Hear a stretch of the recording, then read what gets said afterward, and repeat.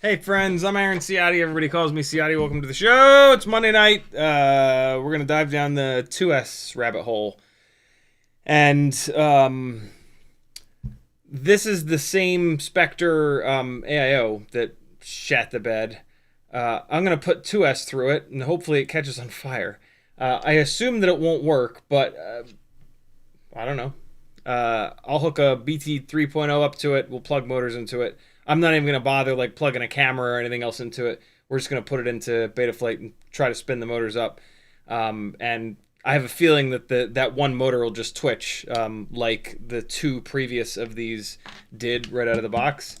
But yeah, rather than I had actually thrown it in the garbage, and then I thought, you know what? Hold on. GetFPV refunded me for this one. They didn't even ask me to send it back. They're just like, yeah, okay, they're known to be bad. And so I dug it out of the garbage when I realized I wanted to do some 2S analog rigs. And yeah, it won't take long to solder the BT 3.0 up to it and plug motors in and put it into the motor tab. So we're going to finish this HGLRC Specter heap of trash up, and then we'll properly throw it away. After that explodes or just doesn't work, I'm going to put a BT 2.0 on this X12 here. I don't remember if this X12 started to give me problems, but it's out of a rig, and yeah, whatever. We'll see what's up with it. And then hopefully it's fine, because the X12 is arguably the perfect AIO for a 2S analog rig. It's got ELRS on board. It's got a VTx on board. And they claim that it'll take 1S or 2S. So, yeah, we're going to fire this thing up. We'll put it into a Mobula 7 V4 frame with Tinywhoop Hex 0802 19,000s. Analog, nice and lightweight. In theory, 802s might be enough. We're going to find out. If this AIO is also blown up, then we will pull apart the 2S Walksnail rig that has the Walksnail, the third now Walksnail Light VTX in a row that has failed. We'll pull this apart, and then we'll put an external VTX on it. Where the hell did it go? I have a TBS Pro 32 Nano here. We'll just throw this on there. The wires are already there. And yeah, I'll just jankily like throw this on top, throw an antenna through it. And then we will have an analog 2S rig. Once I get, so I am going to be sending all of these Walksnail Light VTXs that have blown up into Caddx for repair. Once they come back, Timmons was kind enough to send me a Happy Model Super X HD ELRS. This is Happy Model's VTx-less. Not only is it VTx-less, it has no OSG chip on it whatsoever, which is perfect for mixing with Walksnail. And apparently this will take 2S as well. But this is going to have to wait until the... so since it doesn't have an OSD chip on it, this is digital only. Always keep that in mind, guys. If you buy an AIO that is marketed as HD, it cannot be used with analog if you want OSD. I mean, if you don't care about OSD, you can just run the camera directly into the VTX, and then away you go. But boy, that's some 1900s shit, not having OSD. Not really. But you know what I'm saying. So yeah, this one will have to wait, but this one will eventually get tested on 2S. I just need to get some of these Walksnail lights out of the way. I almost bought another Walksnail light, but it just seems insane. You know, I've got these 3 going out. I'm probably gonna have to pay for them to be repaired. I don't need this many Walksnail lights, especially with how easily they seem to kind of fail. You know, if I can have 3 or 4 of them that as they fail, I mail them in for repair, and then they come back and another one fails and it gets mailed in for repair and then it comes back, that makes more sense than ending up with like 6 or 7 of the damn things. You know, it just seems outrageous. A couple of I think 2 of the ones that I have were donated by people, which is very, very cool. So don't think that I've got, you know, $400 or $500 invested in Walksnail VTXs. I have bought 2 of them, but yeah, beyond that, if I'm gonna go all in on something and buy a whole bunch of them, I test the hell out of it and make absolutely sure that it's going to be incredibly durable. The Walksnail Light VTX thus far has been incredibly fragile, incredibly not durable. And so there's no real chance of me going bananas and buying a whole bunch of them. As much as I love them, and I really do love them, it breaks my fucking heart that they just die so quickly. The video quality is incredible. The latency is totally doable. They're very lightweight, but man, they just don't last. I get like maybe 50 batteries out of them, and then they just don't turn on anymore. Like I fly a battery, I unplug the battery, I plug in the next battery, and it's just dead. It just it doesn't happen during crashes. They just like, okay, that's enough. I'm done. I worked for a while, and now I'm done. It's infuriating. But hey, for something, I guess that's the price we pay. It's so good that there has to be something not good about it. And I mean, you know, there's all kinds of stuff in FPV that's not not all that durable, unfortunately. Christ, there are companies that everything they make are either don't work or are not durable. So yeah, there's that. I have these Pebble speakers, computer speakers, and they're super cheap. They're like a $20 set of speakers, but oh shit, I just dropped it off the back of the desk. Fuck, it's pulling on the mouse. Oh god, what is happening? Oh shit, hold on. Oh fuck. Get back up here, you don't escape. Good god, man. Yeah, they're like really decent speakers for how cheap they are. And they fit under the monitor here, but they've got like a rubber circle on the bottom, and the speakers rock so hard that they end up moving on the desk, and then they'll start vibrating against the monitor, and it drives me insane. Oh, I just clicked something. God only knows what I just clicked. There we go. And so I have to clean the desk and the rubber on the bottom of the speaker like all the time to keep them from walking across the desk and vibrating against the monitor. What's happening here? Where is that cable going now? Oh boy. Now the cables are all screwed up. Oh boy, this is very exciting. Oh, for fuck's sake. What is that? Where does that go? What happened when this fell off the desk? Oh my god, why? Okay, it wasn't there. I can't have this. This is insane. Why is this happening? Fill up the chat with things and I'll talk about them. Hopefully those things are not related to, oh my god, we're just clicking on everything. Oh, shitters. There we go. Oh, we're getting there. It's almost.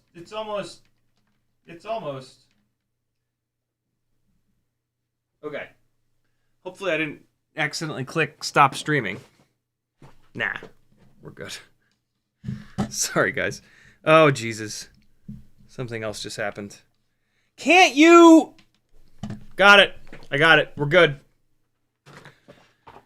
Oh, everything's fine. Jesus, Ohio. Take it easy. So this is going over here. Look at this bag. Look at this. Two bags. 2 bags of many things that are going back to Caddx for repair. 3 Vistas and... oh my god, it's going to be 4 Walksnail VTXs. There's a full-size one that shit the bed as well. Ridiculous. In the chat, Frank Nicholas was first. FPV Toast was next. Well, maybe. I had to restart the computer 40 times. Hey, Canon Utility, right before the live stream, Canon webcam utility software said, yo, there's an update. I was like, now, yes, God, it can't possibly be any worse. So we'll see if there's any more stability this stream with Canon's just horrendous new version of their software that you're forced to run to use their cameras with computers as webcams. So I lost a lot of the chat, but Doubles FPV, Major Eric Shin, Dan Jennings, Cloudhopper, Skull 901, James Thomas, Notice, Douglas 6, Kevin J, Mario Beans, Decabacow, Everyday with Bruno, Brandon's Baked Beans, Kathy McKibben, Scotty Scott, Skesix, Verbalance, William Loesch, Martin Tanley, Smirk Station, it's a fun name, Morton Upshot, what's up, everybody? Thanks for coming. Grakana 707 Morton Upshot, Mario Beans, Captain Calgary. What's up, friends? Thanks for coming. That's the deal. That's the plan for today. Q&A as well, of course. Mailbag, and we're gonna fly 6 batteries, either 2S batteries or maybe we'll probably do some 1S. I want to back the Air 65 Champion and the Ultimate Freestyle Tinywhoop with Happy Model 0702 36,000s again, on matched up batteries, just to kind of see what's the weight difference between these two. Air 65 Champion should be quite a bit lighter, I'm assuming. Air 60, no, we don't. I don't need to know ounces. Grams. There we go. 17.38 versus 18 right on the nose. That's not too bad. These are both on the new HQ low pitch ultralight props, which we were screwing around with the other night. But I always like to do a couple of rounds of testing. What's up, small dog? You can just hang out there so I can't reach you and pick you up? That's what he's doing.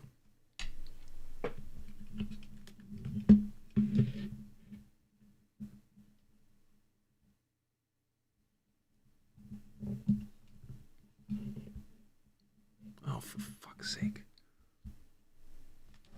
For fuck's sake! There he is. Teddy can host this stream for a little while. Dan Gent, hey, if you want to talk to me in the chat, type CiottiFPV. If you want to support me, head on over to CiottiFPV.com. Patreon helps me out the most. The Teespring store has some fun shirts like this one and many more. Lots of new stuff up on the Etsy store. Some of it sold like right away. A whole bunch of these custom length ORT Microvees. They are 46, either they're 46 millimeter instead of 40. I'm sorry, instead of 50. The regular 50 millimeter ones are just long enough to be able to drop down and get in between the propeller and the duct. So I had ORT custom make some 4 millimeters shorter. Also, the shrink wrap here at the head of the antenna is 2 millimeters longer, and that lets it fit really nicely into the canopy here. So the antenna has a little bit of, normally it's just the wire, and so that allows the head of the antenna to fold down, and that's how it gets into the in between the props and the frame. With this little bit of extra shrink wrap here, the shrink wrap doesn't really allow it to bend all the way down. A whole bunch of people bought them today. The next run of these I'm tempted to go even shorter, but there's going to be a point where the antenna gets so short that it's like a straight line between the UFL and the top, and then we potentially run into the scenario where if you hit it just right, you can yank the UFL and either ruin the antenna or screw up the UFL. So I don't know. I think this might be the perfect length here. I'm tempted to have them leave the shrink wrap on the head of the antenna another 2 millimeters long, but I'm not totally sure about that.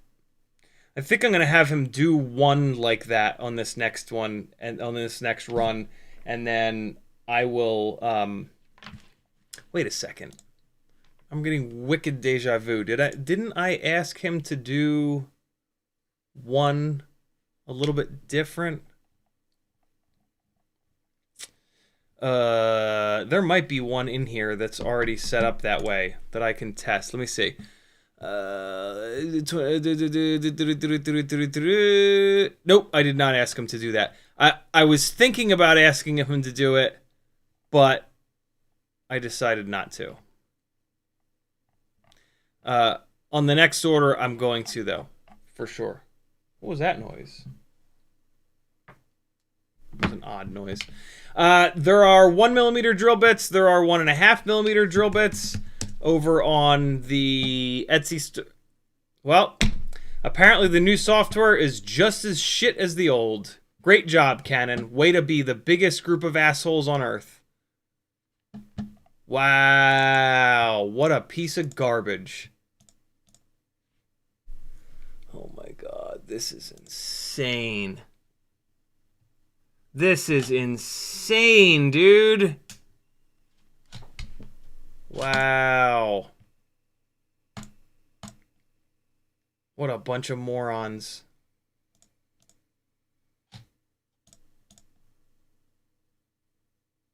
Oh my god.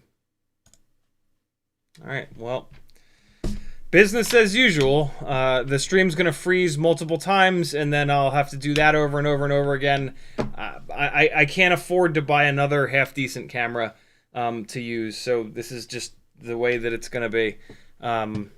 Sorry. Yeah, lots of fun stuff going on the Etsy store. I got this custom iFlight 25,000 kV Blitz rig. This, even though it's not pictured, this actually comes with the 2 extra frames, as you can see, but then an entire extra canopy and camera. So like if you want to bash the living hell out of something, this might be it. The motors are Happy Model 802 25,000s. Yeah, this is not going to be the best performing rig in the world. It's a little bit heavier, but for like a basher or to teach somebody to fly, this thing will be awesome. A couple of extra frames, the extra canopy and camera, away you go. And then there's this Hummingbird V2 converted to 75. This thing actually flew really, really good. 4 extra motors. And then, yeah, there's the 1.5mm drill bits. This guy's still available, although it looks like it's in one person's basket. Yeah, lots of fun stuff.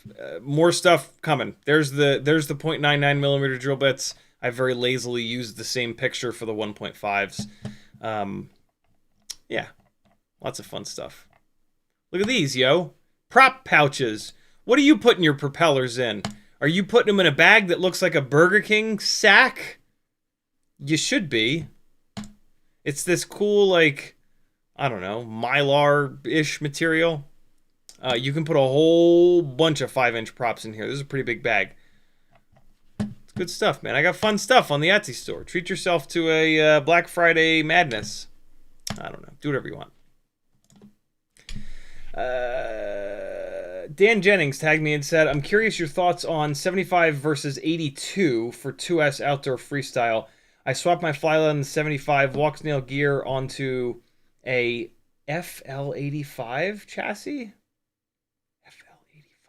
What the hell is FL85? FL85 frame. What the hell is that? Internet has no idea. FL? Fly lens? Does Fly Lens have an 85 frame?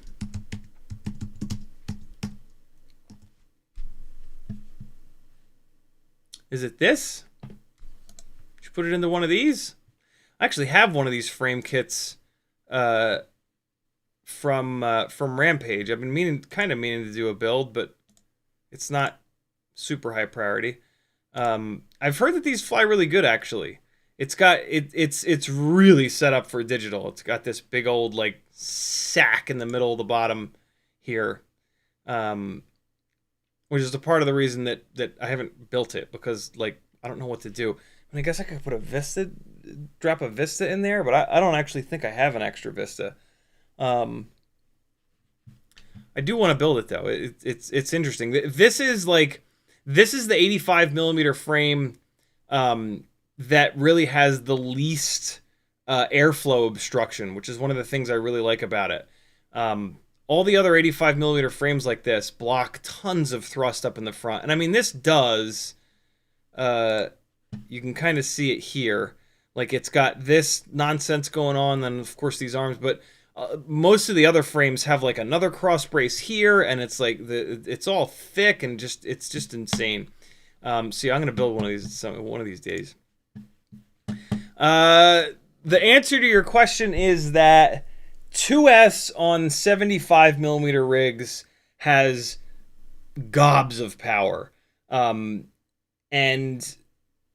the 75 the 1.6 inch props that are available for 75 millimeter motor to motor builds are significantly lighter weight than the 2-inch props that are available.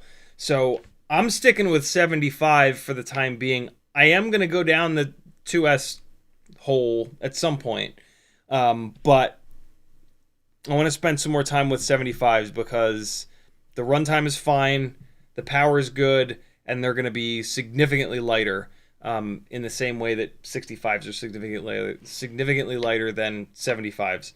And the kind of flying that I want to do outside is like shooting super gaps, being really, really, really accurate, and weight is the enemy of that. And so, yeah, for me, I think 75 is going to be the sort of the sweet spot.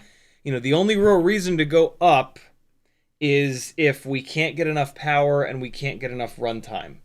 And we've got plenty of both of those things. So, you know, going up to 85 is one of those like, hey, I haven't done this before. Let's just do it for the sake of doing it. And I tend to not do that. I tend to try to do things that kind of like make, yeah, that there's a reason to do them other than just because. But yeah, there's that. For a long time there were no 85 millimeter frames that were durable, so that's why I had previously gone down that deep dark hole. That's what she said. Scotty Scott says, "What's up, gang of the gangers? I got my prize pack today. Thanks for everything. You're certainly welcome, brother. Enjoy." Scotty Scott won the first Monday of this month's giveaways. One of the 4 giveaways. FPV, to get in on those giveaways, all you got to do is head over to CiottiFPV.com and join the Patreon in the $5 or up tier. $5 a month puts you in the Tinywhoop and Toothpick tier. $10 a month puts you in the 3-inch micro brushless and cinewhoop tier. $20 a month puts you in the 5-inch tier. I do those giveaways the first Monday of every month. FPV Toast says, when I use the beeper on my Super X AIO, the motors don't beep in sync. They just do their own thing and beep randomly. Is this a sign of a dying AIO? I've been having random problems with it. Probably. So just don't fly it unrecoverable. And just wait for it to implode. There's nothing you can do to like prevent it from dying. So just run it into the dirt. William Loesch says, which gauge copper wire should I use to replace the broken one on a Mobula 6? Which broken wire? What broke, William? It depends on that. Martin if it's the ELRS antenna that broke, my favorite thing to do is to dig up my old FR Sky stuff, which was 2.4, and just cut the active elements off of those. Newbie Drone does have a little 10-pack of antennas. Let me see if I can find them real quick. There they are. Oh, no, they don't. It's not a 10-pack, but order 10 because it's only 25 cents. So yeah. Here comes a link in chat. I've been using these on a bunch of builds, and these are the correct length. And it's just a super lightweight, super simple little piece of wire that's just chopped to the perfect length. You're just going to strip a little tiny bit of the insulation off here and solder that down, and away you go. So if you... Oh, God, I'm sorry, guys. If you don't have any FR Sky old school antennas floating around, there you go. 25 cents.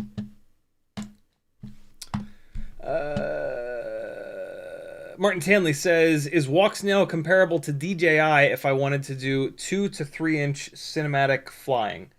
From a range And video quality standpoint, absolutely. From a reliability standpoint, absolutely not, unfortunately. I would love to get to switch my DJI stuff over to Walksnail, but that would be suicide because Walksnail VTXs are just totally hit or miss. Sometimes they're fine, but sometimes they're not. And DJI stuff is not like that. The old school Vistas are like hysterically durable and reliable. Apparently 03 is really reliable too. Hopefully 04 is reliable as well. But yeah, for me doing gig work with some of this stuff, that's yeah, can't do it. If you're flying your stuff just for fun, Walksnail has advantages. It's 1080 instead of 720. It's a lot lighter, different form factors, right? You don't have that big brick of a Vista. You've got flatter, wider VTXs. You've got the light VTX, which you can actually build a Tinywhoop with, which is insane. And so, yeah. Boy, do I wish that Walksnail was more durable. Which is a weird word. Hey, type where you're from in the chat. Maybe there's somebody local. Yeah, man, do I wish that it was... durable is a weird word. They don't break. They don't seem to break during crashes. They just commit hara-kiri and at random and never turn on again. It's the strangest thing I've ever seen. Every single other electronic component that has died for me in FPV over the last 8+ years, it dies from being smashed into stuff, or you plug voltage in backwards, or you give it way too much voltage, or like there's some kind of a reason. These Walksnail VTXs just like at complete random, like, all right, I'm gonna put you on the shelf now, I'll fly you again later. It's so confusing, man. But there's not a whole hell of a lot that / not anything I can do about it. Nate Adams says, any recommendations for a VTx-less 2S capable AIO? The Super X looks about as good as I've seen. My favorite at the moment is the one that I've been running on this, the Betaflight 12 amp version 3. What I really like about it is there's no USB port on the bottom here. So you've got more room for batteries. That helps with this Modula 7 V3 frame a little bit, but what it really helps with is the V4 frame. You can cut the upper battery supports off, and this pulls the battery way, way, way in for a really nice center of gravity. This is the frame that if we end up pulling this thing apart tonight, this AIO has to use this frame. Well, it doesn't have to, but this particular AIO is the only AIO that'll work in this V4 frame. And so, yeah, actually, speaking of that, I need to start bolting these motors up to it. So I'm going to do that while I answer chat comments here. And I didn't sleep worth a shit last night, as you guys can tell. I mean, it's like that most nights, but last night it was especially bad. All right. So, yeah, if you see me fiddling below the desk, I'm fiddling with FPV stuff, I swear.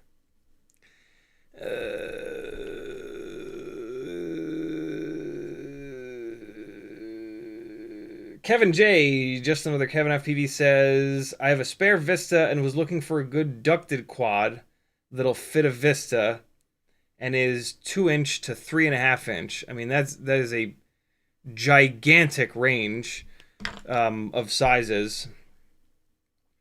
There's tons, man. There are so many.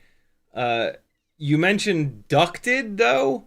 Most of the rigs that are out there are not really ducted, they're guarded. They're prop guarded. Um,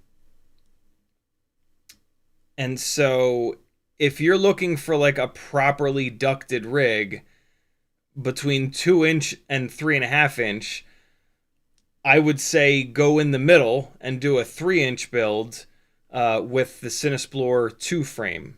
But I don't know if that's necessarily what you're looking for. That there's, that's just a gigantic range of sizes. So if you can give me a little bit more direction, that'll allow me to take a better educated guess for you, because there's just so much stuff out there. James Thomas says, speaking of orders, did you get mine? Didn't get dollar amount from you.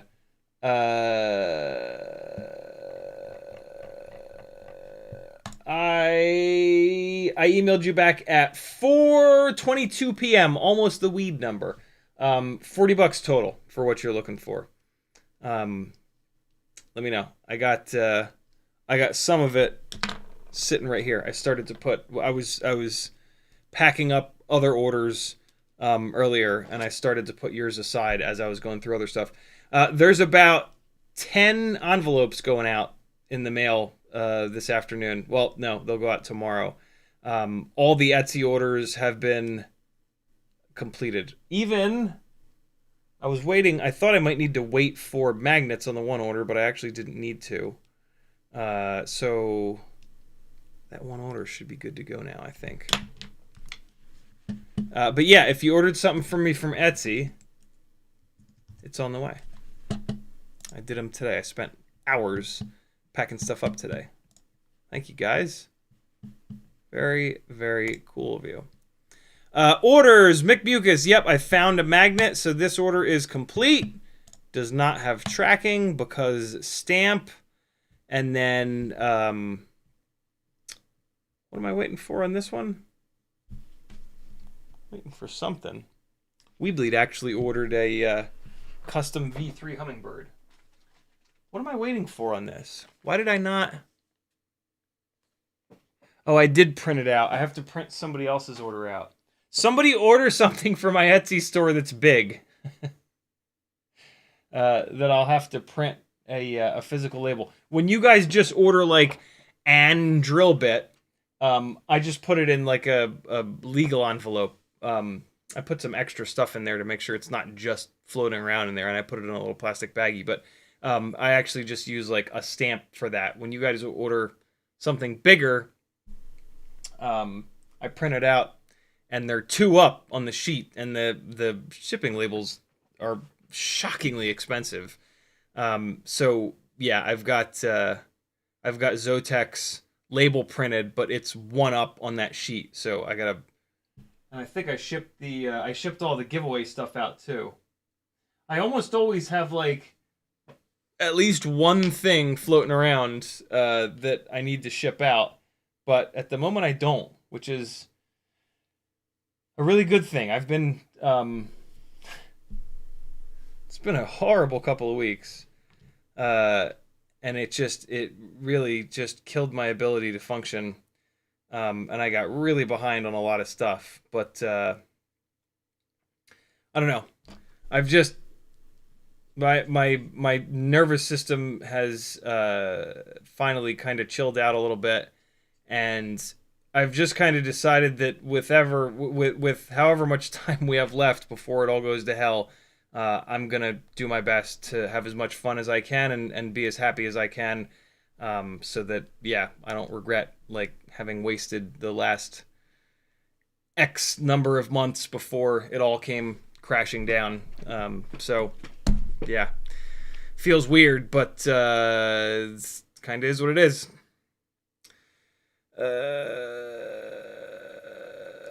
Skull 901 says, does the length affect the range?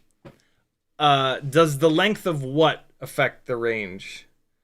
I'm assuming you're asking if the length of an antenna affects the range. Kind of, sort of. It depends. The length of the active element, the non-shielded part of the antenna, has a massive effect on range because it has to be tuned to the correct length. Most of our antennas are either 5th or 4th wave. And that is important. If you've got the active element at a length that's like in between 1/4 and 1/5 of the total wavelength, it will not function very well at all. You will not get good range.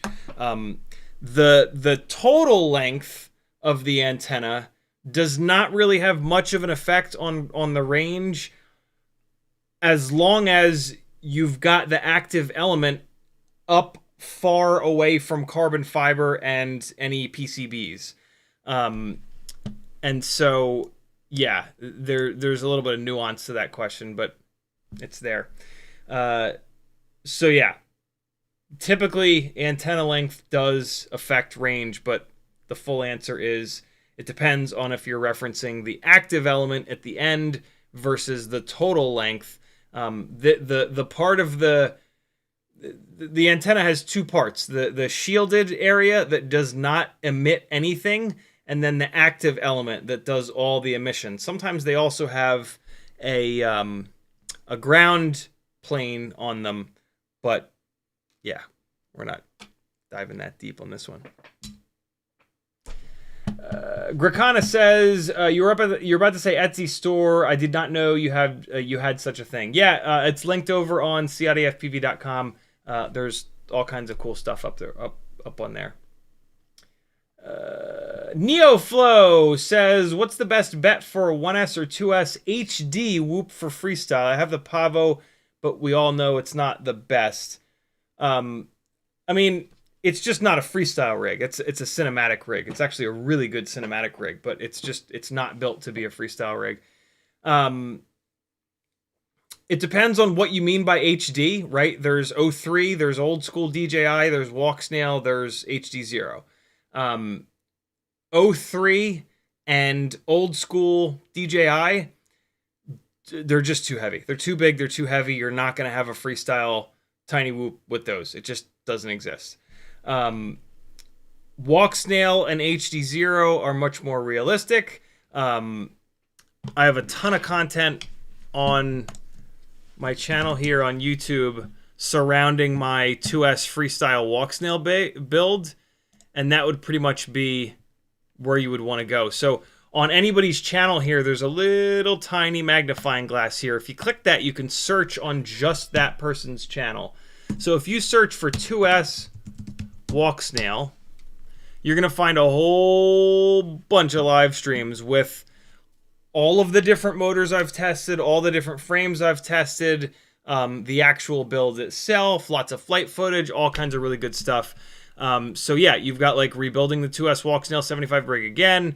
2S 75mm Walksnail build is incredible. Here's me testing the T-motor 1002 18,000s.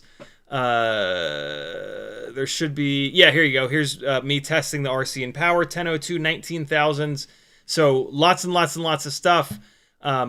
Thanks to Apache Smoke Wounded Sniper, when you click through onto any one of these, there are timestamps. And so you can fast forward to just the part where I talk about the Walksnail 1S rig in here. You can also search my channel for 1S Walksnail. I've done tons and tons of content on 1S Walksnail 75mm builds. You can also scroll down a little bit, and Apache will have a comment in here with even more than the timestamps that I've got. This is super cool because you can just do like a Control F and then search for like 2S, and it'll highlight every instance of 2S, and then you can click through on those timestamps, and it'll bring you directly to that part. So super easy to kind of fly through my channel and find all that stuff. And yeah, but basically the formula that I've sort of settled on is the Mobula 7 V3 frame. these little 1mm risers that you have to buy a Betaflight Meteor 65 or Meteor 75 frame to get these little risers. Then you're going to want to source M1.4x4 screws. You can get them on eBay or probably Amazon, but that's what you want, M1.4x4. I like these RC and Power 1002 19,000's the best. These are Gemfan 1610 bi-blades. The ones that are for 1.5mm motor shaft. Mobula 6 old school canopy. ORT Microvee antenna. Walksnail light. Tinywhoop 300 mAh 2S BT 3.0 batteries. And the AIO is the Betaflight 12 amp F4 version 3. That's sort of the formula that I've settled on. If these Walksnail VTXs would last a little bit longer, I would have more flight footage from this thing. But yeah, like I was saying earlier in the stream, this thing, I get like 20, 30, 40 batteries, and then the VTX just in between batteries never turns on again for no real reason. So yeah, I don't know what's going on with that. I've used these Walksnail VTXs in other rigs, and they've lasted just fine. Although they haven't been like it feels like bad luck with this rig. I don't think there's anything inherently I don't think there's anything about this rig that's causing the problem. I think I'm just having bad luck because the 1S rigs with Walksnail, I don't really fly them all that much. And this, because they don't fly all that great. 1S is just not enough for the extra 6 grams that putting Walksnail into these things ends up adding to the all-up weight. 2S flies amazing with it, which is why I fly this thing a good amount. And I'm currently like trying to test. I've already done all of the testing on the 65 1S, the 75 1S. This is what I'm currently trying to figure out what the perfect motors are for and all that good stuff. And so that's why this is getting flown a lot, is because I'm still doing all that testing. The testing is just taking forever because the VTXs keep blowing up. But, you know, that's FPV in a nutshell. Demo FPV says, how fast do you fulfill orders on Etsy? A whole bunch of orders came in today and they went out today. That's pretty unusual. Etsy does a horrible job of letting me know when an order comes in. And so I've had orders that have sat for like 2 weeks before and I just didn't know that they were there. So yeah, at the moment, like a bunch of you guys are ordering stuff, and so I'm checking it more frequently. But like when I get really busy with stuff, I just sometimes don't think to go to Etsy.com and look at what the orders are there. So sometimes it'll take a while for it to ship. I apologize for that. If you order something from me on Etsy, feel free to message me on Instagram or shoot me an email. All my contact info is over on CiottiFPV, and just be like, hey man, I'm in a hurry. Can you ship this out sooner than later? That's totally fine. That's not insulting at all. You're allowed to send me money for something and then expect it to be at your door within a week. So yeah, feel free to message me and be like, hey man, I got a rig that's down and I need that antenna for it or whatever. That's all good. I'm not going to be insulted by that at all. I'm not going to say I prefer that because I don't want you all to do it, but like, and I don't necessarily need you all to do it because it doesn't always happen that it takes forever, right? For example, today, a bunch of orders came in and I shipped them out same day. But yeah, if you ever are in a hurry, just let me know. It's all good.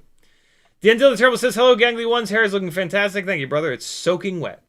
Before the live streams, I put my head in the sink and then towel it off. Because pretty much all day long, since I work from home, I wake up and I just start working, so my hair looks like asshole all day long. Anybody that's done a Fiverr session with me will know that. I don't like fix my hair before the Fiverr sessions. I'm just like, how can I help you? My brain is awake, but I look like a bag of smashed assholes. Martin Tanley says, have you seen the new Flywoof fly time? Curious on your thoughts as to what the best sub 3-inch Cine King is. Is that one that basically has a strand of dental floss for the prop protection. It sure is. This is unsafe to fly around people, and cinematic rigs are typically flown around people. So I don't understand this at all. The only sense that I can make of this, let me find a better picture than this. What the fuck was that? The only sense that I can make of this is that it's essentially like a fuck you to the FAA. Of like, oh, your rule is that we can't have any externally rotating things that could lacerate the skin. Well, I'll show you. I'll make it dumb. If you had an accident with this, you would cut the shit out of someone, and the FAA would hammer the hell out of you. Like, this is so obviously like what they say is that it can't have externally rotating stuff that will lacerate someone's skin. If you're flying something that then lacerates someone's skin, they don't give a rat's fat ass. You broke the rules. Your job is to make sure before you put it up in the air that it's not going to cut the shit out of someone. Not to mention that don't be that guy and cut the shit out of someone. That is a total dick move, and it's going to make all of us look bad, and you have the potential to be that person that shows up on the news and gets an example made of. So this is the dumbest thing I've ever seen as far as I'm concerned, because here's a whole bunch of extra added weight that accomplishes absolutely dick, and it's just stupid. Just fly an open propped rig. If you're going to fly something like this, fly an open propped rig. The end. It's going to mangle someone just as bad as this. This is completely worthless. I've heard that it flies good. Of course it flies good. It's a fucking open propped rig. Open propped rigs fly great. And so, yeah, this makes no sense to me whatsoever, other than like, hey, it's I don't know. I mean, I guess, like, if you were flying this, if you were maybe doing, like, real estate fly-throughs, I guess, with this, but you would never want something like this for a real estate fly-through, because you want guards. You want the tallest ducts, not guards. You want the tallest ducts possible for a real estate fly-through so that it flies as slowly and as straight as possible. This is going to slide all over the goddamn place and make it damn near impossible to shoot gaps or to just be in control. Also, the tall ducts make it so that you can put the nose down a little bit more, and that helps a ton with throttle resolution. Rigs like this with really narrow guards, when you want to go slowly, which is what you do when you're flying cinematic, right? When you want to fly very slowly, you're only going to be able to put the nose down a couple degrees. And when you only put the nose down a couple degrees, all of your thrust is going straight down. So as you change the throttle, it's going to drastically jump you up and down.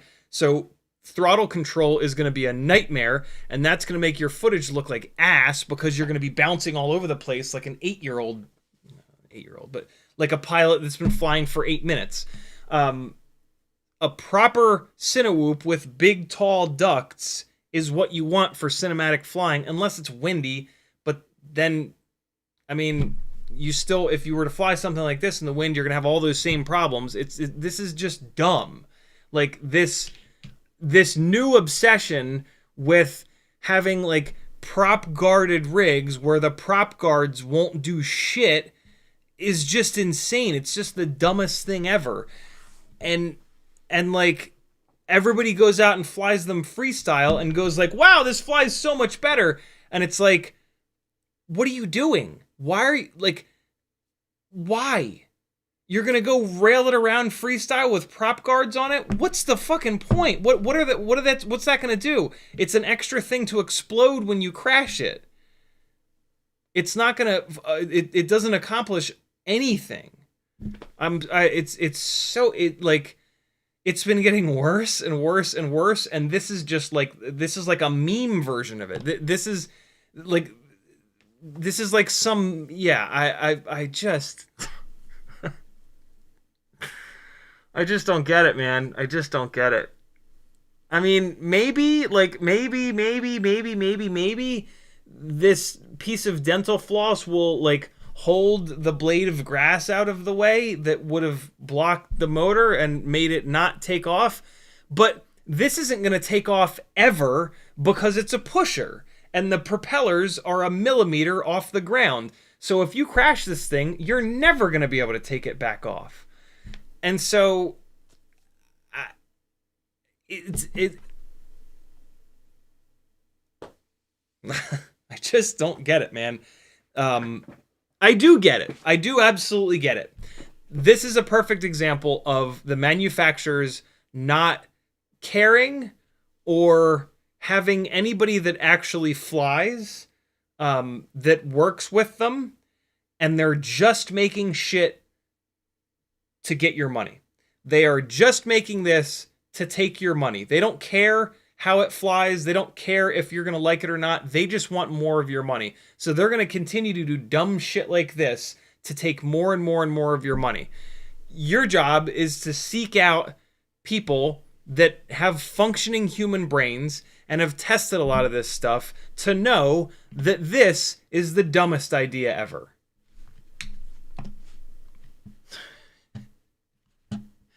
And I'm honored to be that person today and to trash on someone's products because it's funny. I don't know what the best sub 3-inch Cinema King is because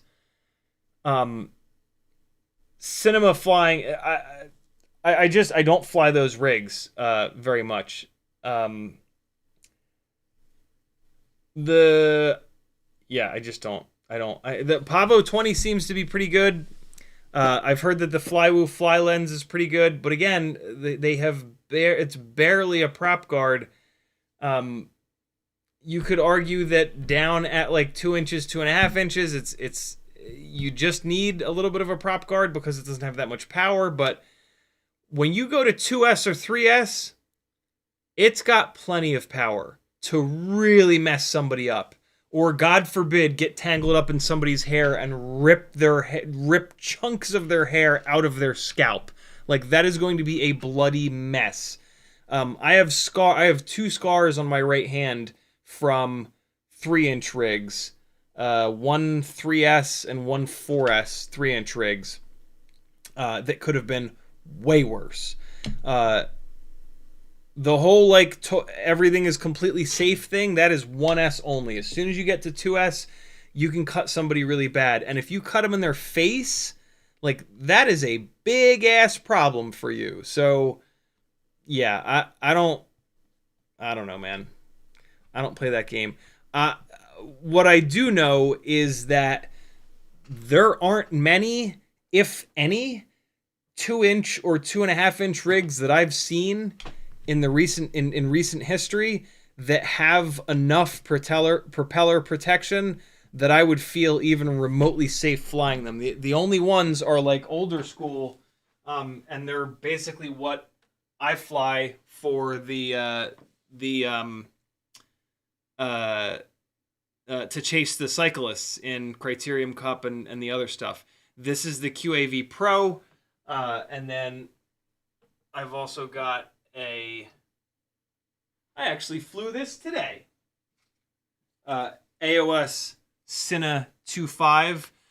This is the version 3 or version 4.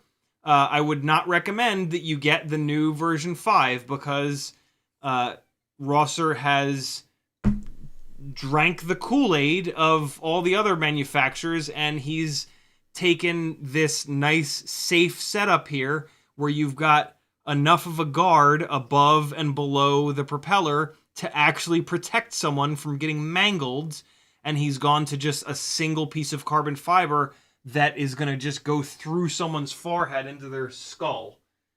So yeah, I'm really frustrated that at the moment it feels like every single cinematic rig is full-blown dangerous to fly. Do they fly good for freestyle? Absolutely.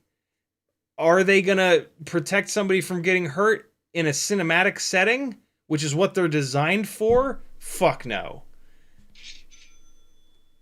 That's somebody buying something on Etsy. That was perfect timing. Yeah, it really, I don't know. I want us to be able to fly these things forever. And a big part of that is going to be us not hurting anyone. And so when I see all of these, I get really pissed off when I see all of these manufacturers being so reckless about the safety aspect and or just making stuff specifically to make money. You know, they're just going to cannibalize themselves, you know, it's which is like the most American thing ever. Like, let's just make all the money we possibly can right now, and then when it all blows up in our faces and it completely stops, we'll just deal with it then. It'll be fine. We're going to live large today, and then it's going to completely go away in a year, and then, but fuck it, it's fine. And then it's the goddamn apocalypse when that happens, right? Like, come on. Can someone have some fucking forethought and, like,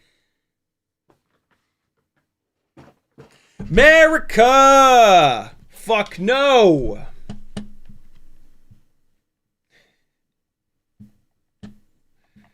This is a ranty one. It's a ranty night.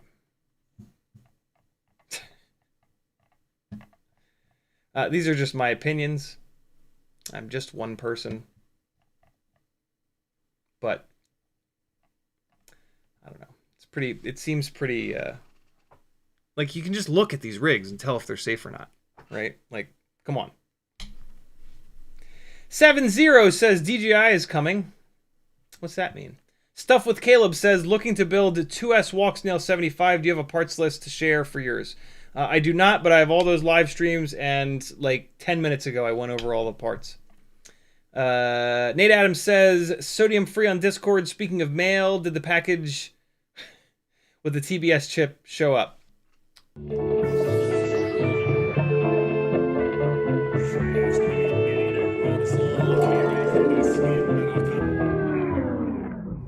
I ruthlessly stole that from Mighty Car Mods. Go subscribe to their channel. It's one of the best channels on YouTube. Dude, thank you so much. I've now got a one of those little baud chips. I'm not even going to pull this off the bag. Nate sent me one of those old school make your QX7 able to go up to the higher baud rate chips. Much appreciated, my friend.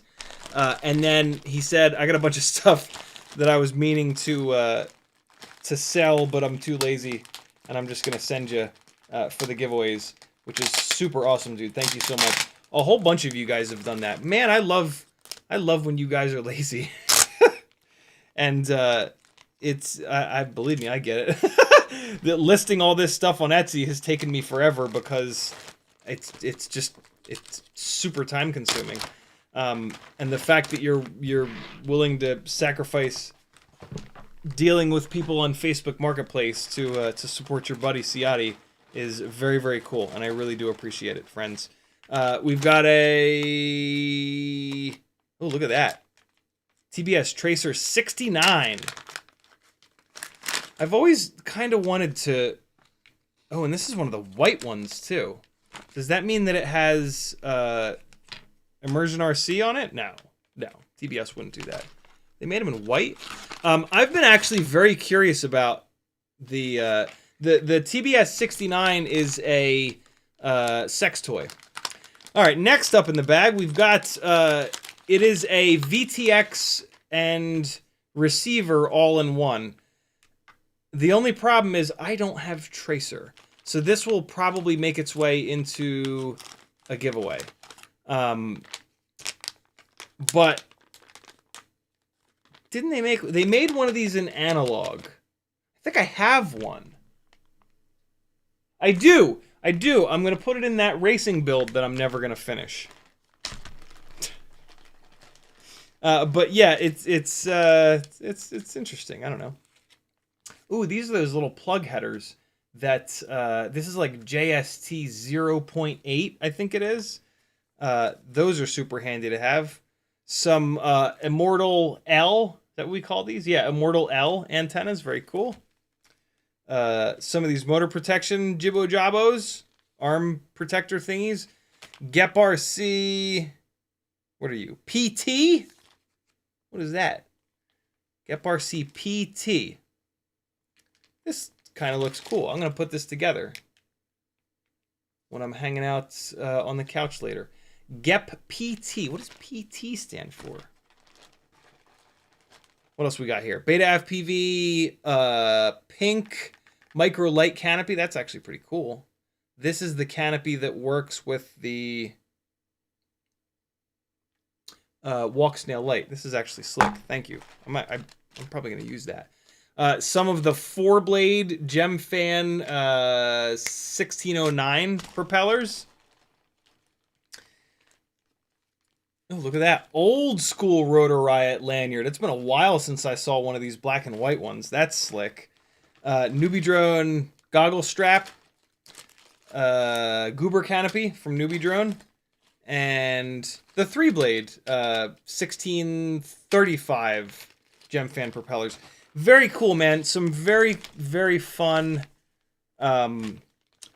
giveaway fodder in here. This is rad. Thank you, dude. I'm kind of looking forward to putting that frame together. It looks kind of interesting. Very cool. Appreciate it, brother.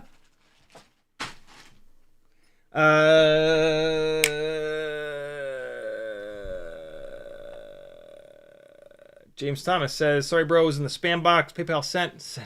God. I almost accidentally said it. You almost got me, James, you son of a bitch. Martin Tanley says, what makes an ORT antenna more efficient than a stock flight controller one? Is it more gain?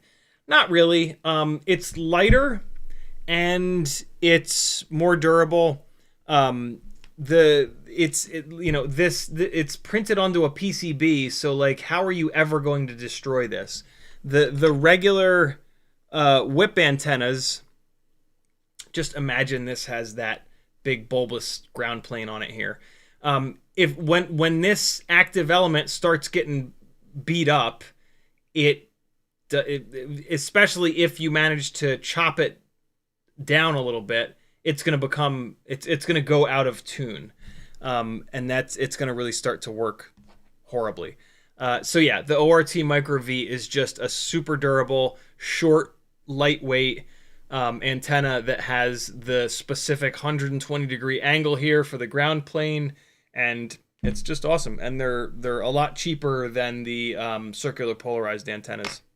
So absolutely nothing wrong with the whip antennas. They actually work really, really well, but they're a little bit heavier, they're longer, and they're less durable. So it's for a lot of people, it's worth $10 to snag an ORT Microvee.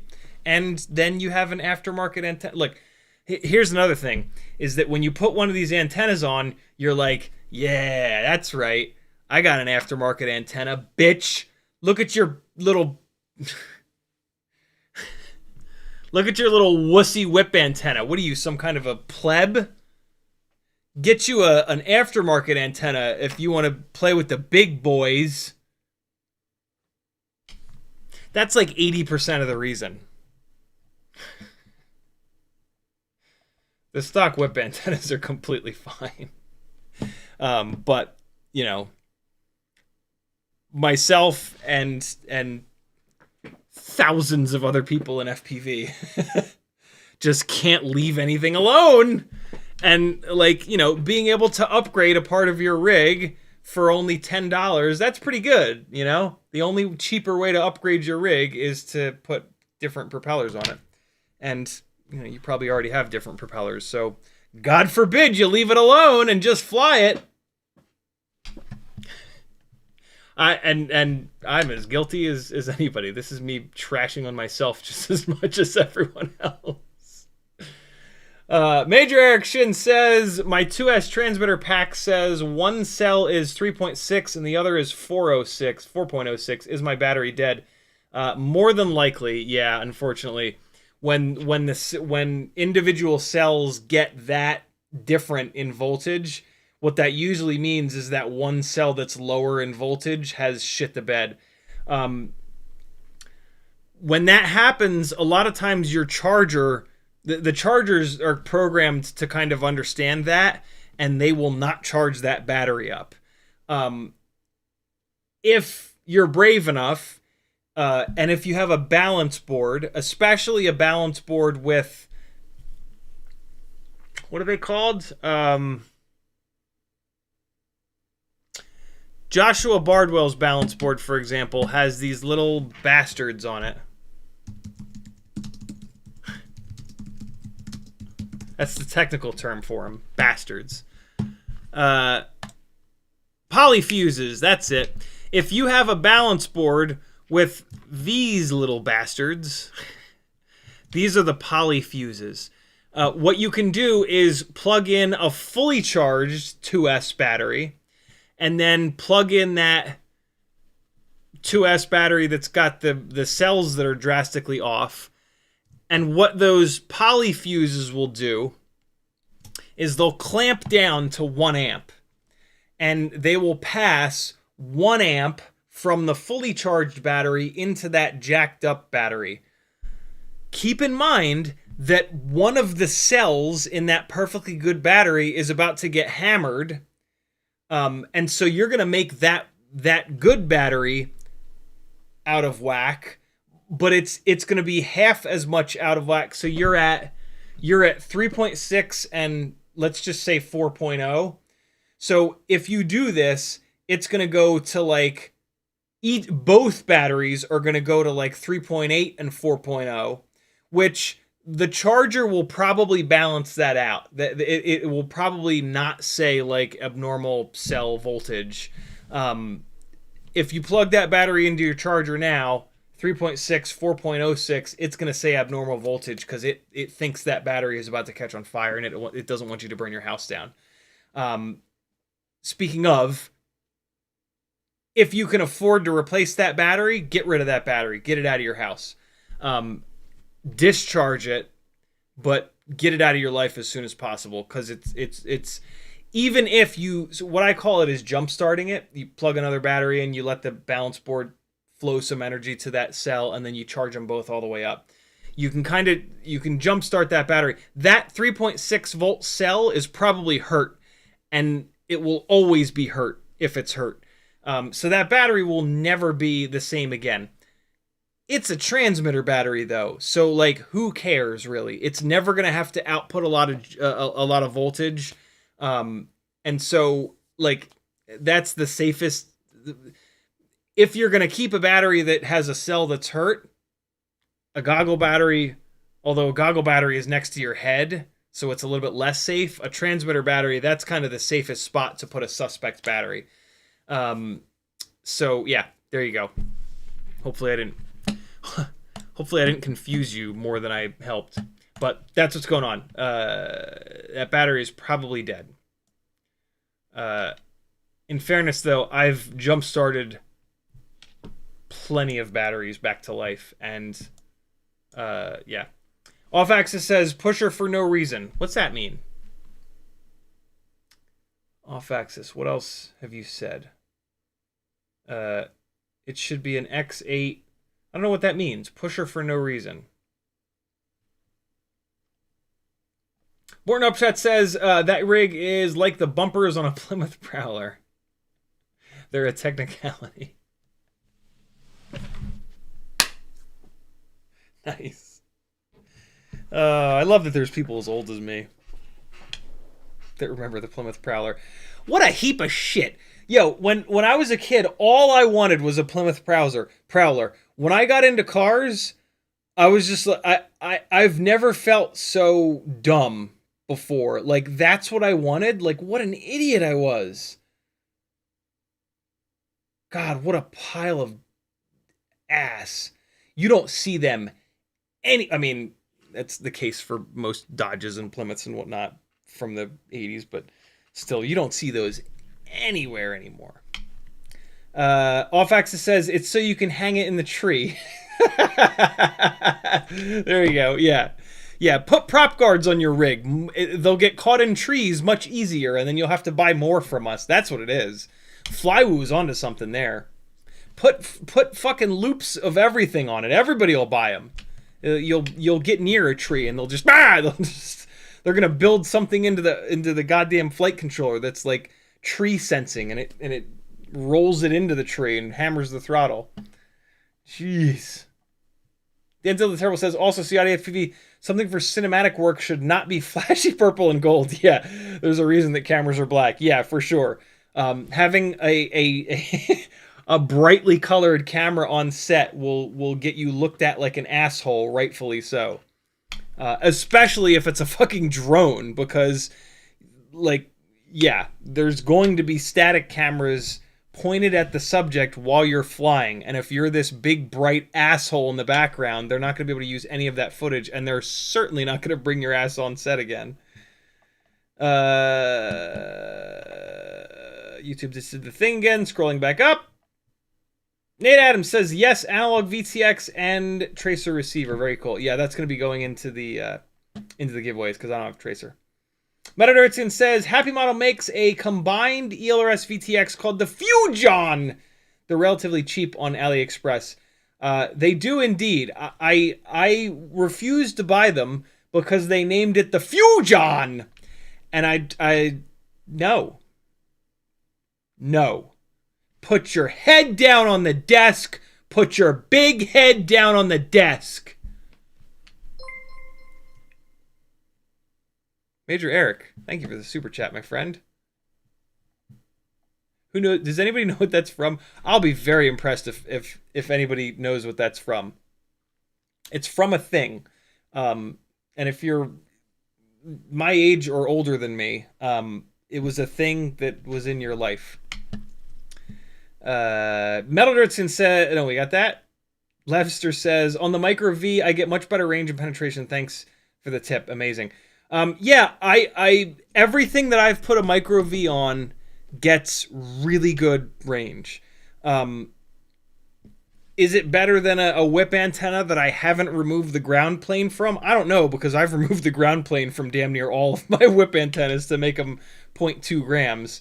But the Microvees work awesome. They really, really do. I'm constantly impressed with them when I put them on rigs. Fujon!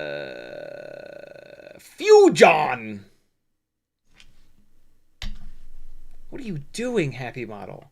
Don't call it Fujon. What is that? Major Eric Shin says, got a new battery on the way. Thank you for your healthcare fund. Thank you for your healthcare fund. You're certainly welcome, my friend. I was actually on the ACA website today, just trolling through hundreds of options. And then I didn't click something for too long, and they logged me out, and I said, well, I have until December 16th, so I'll revisit this another day.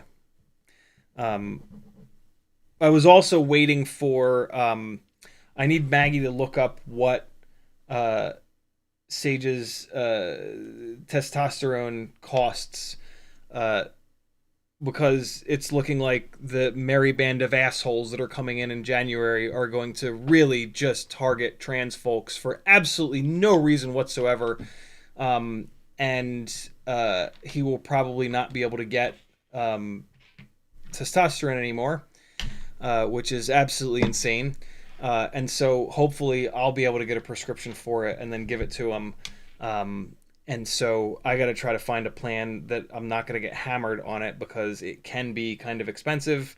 And so, great. Way to go.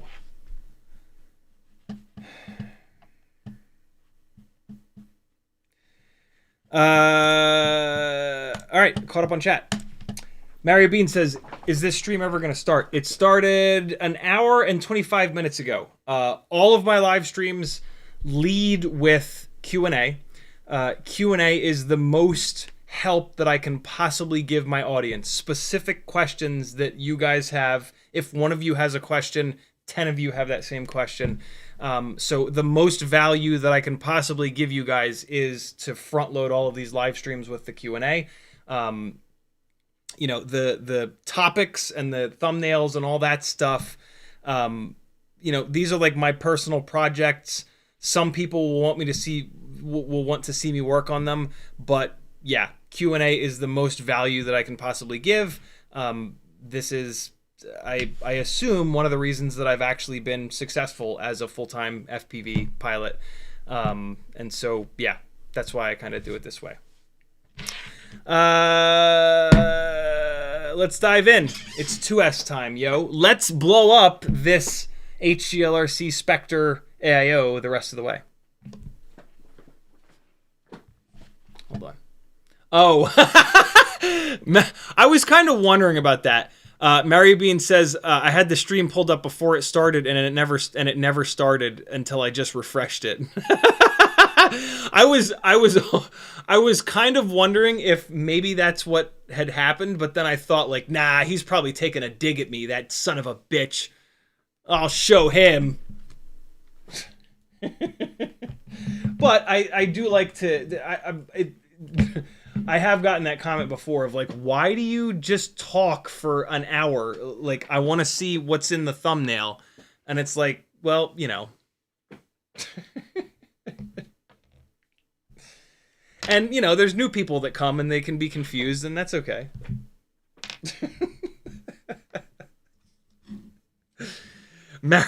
Mario, I'll be honest, man, I am impressed that you've had the window sit. Mario basically has waited for me for an hour and a half. He did not close the tab out and go like, what an asshole, this guy's always late and now he's an hour and a half late. He left that tab opened and he hung in there. That's pretty rad, man. That's a real fan right there. Hold on, let me get these. This is important. Hold on. That is a true fucking fan right there. Now he's got to go back an hour and a half and go on 2x. He's got to listen to me in double speed for 45 minutes. Sounding like Mickey effing Mouse. Okay. Soldering iron coming on. You're going to see some real shit quality work from me right now because this thing is probably already blown up. And so I'm going to half-ass this as much as I can. Metal Dirtskin says 1.5x is about all I can handle.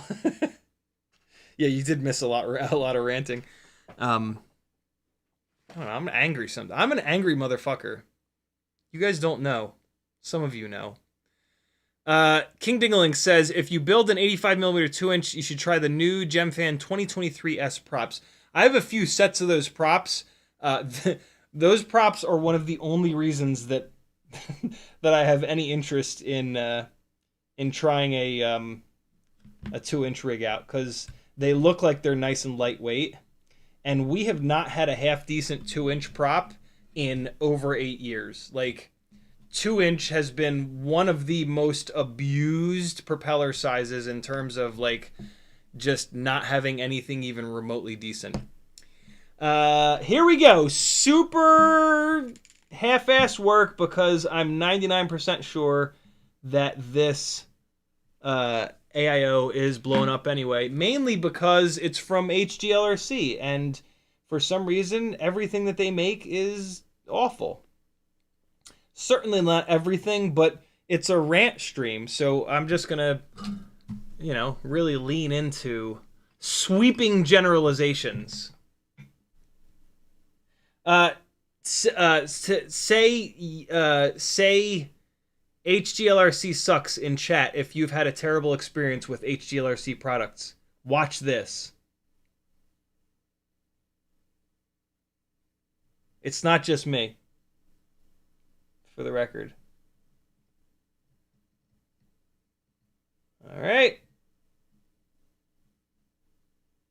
Oh God, I can. Oh God, I can't. Oh, that's so ugly. Hold on. That's gonna like hit the frame. I can't leave it that jank. That's fine. Unless that's touching that capacitor, is it? Nah, it's fine. Okay. And then ground.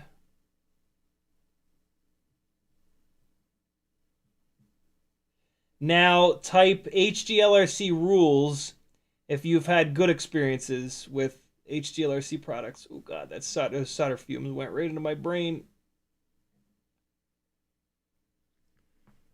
You're going to notice a massive discrepancy in HGLRC rules versus HGLRC sucks. Oh my god, there's only like 3 HGLRC suckses in the chat.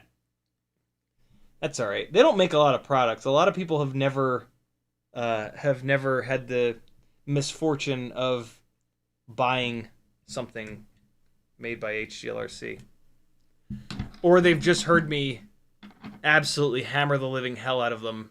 Because like for the entire 8 years that I've been into this hobby, I've been buying HGLRC stuff here and there, and they have consistently screwed me over. There he goes. Denzel the Terrible says, yeah, I've not purchased anything from HGLRC because you've said not to. Okay, so let's just throw this in whatever. We'll throw it in this frame here. I'm not even going to put grommets on the damn thing because I just know it's not going to work. And so I'm going to save the time and just plug these motors in. And we will go into the motors tab in Betaflight, and one of these motors will probably not spin. Here we go. I think it was just one, but it's been a little while since I had the displeasure of doing a build with this AIO, doing a second build with the second one of these AIOs that was sent to me, and having it punch me in the face yet again.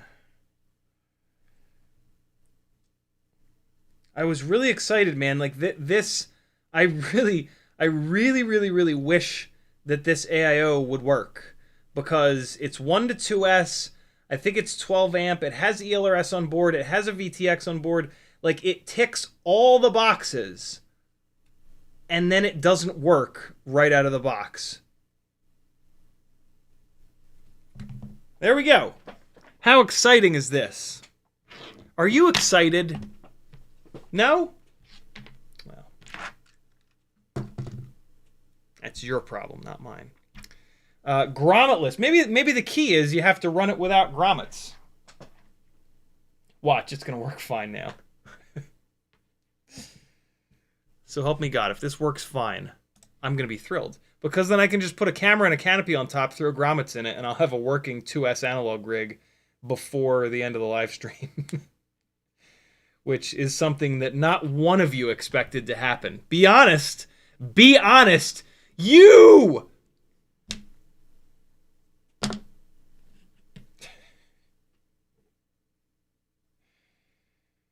I don't know, man. These BT 3.0 plugs. Boy, are they hard to unplug sometimes. Yikes. And like, I try really hard to not just yank the fucking wires on them, but whew, boy. I'm hoping that they work in over time. This one is really bad. I mean, you can technically jam something down into the holes to open them up and loosen them up. I did that on BT 2.0 at one point, and I did it too much, and I made it too loose. And we all know that that's no good. Will it catch on fire? Not yet.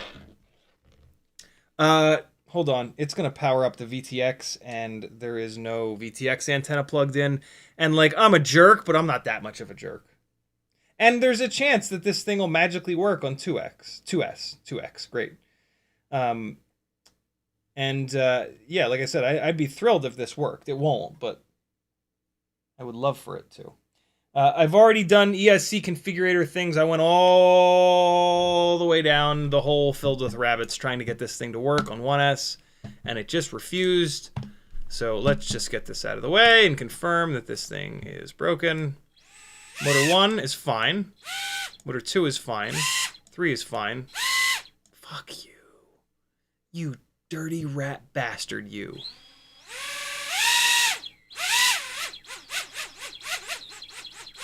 Confirmed. HGLRC Specter AIO 1 to 2S requires 2S.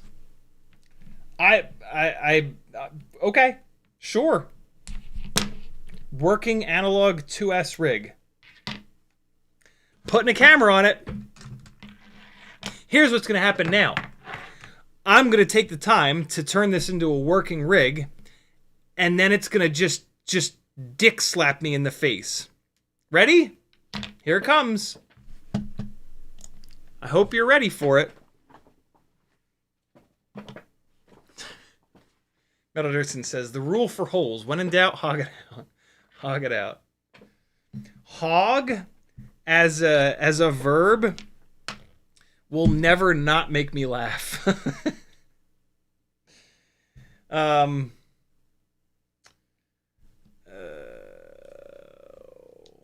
Oh, HGLRC.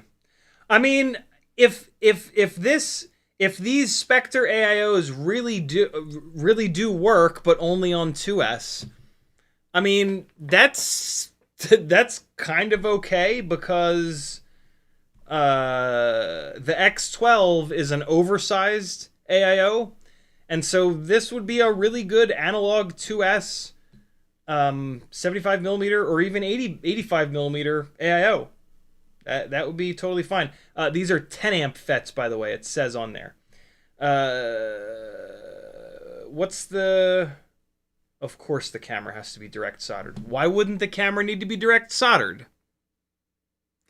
These are sub 250 0803 19,000 kV motors. I need a direct soldered camera and canopy for this. I was so sure that it wasn't going to work that I didn't even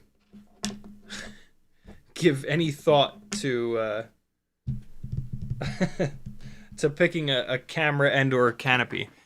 JMPFPV says, don't be so optimistic.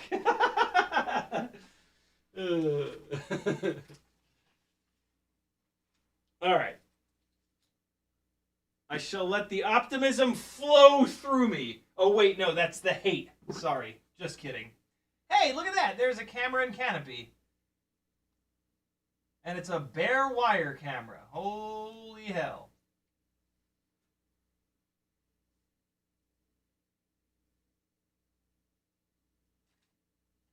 What is this? Why is there just a screw on the ground? What? What the hell?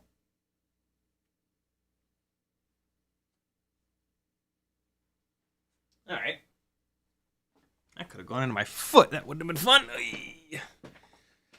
All right, so here's a Mobula 6 canopy with a Runcam Nano 3. Everyone's favorite camera. I get so much hate on this camera. Everybody hates this camera but me, it feels like. I love it. I don't care if it takes me a minute to get used to this camera versus the other cameras. I like it. Leave me the hell alone. Tokyo Dom was giving me shit on Discord for liking this camera. When I say giving me shit, he wasn't like actually being a jerk. Tokyo Dom's a great guy. Cheetonian says, we can only get the shitty Emax version of the Nano 3, thus the hate. Yeah, fair enough. What do you got for me, OmniFixo? How can you hold an entire frame? Like that? That's pretty cool. Okay. I'm down. Big old jaws. There we go. Fantastic. I'm going to assume it's these three pads here. But HGLRC said, "Oh, you know what would be nice if we silk screened things above the pads so that people would know what the pads are for."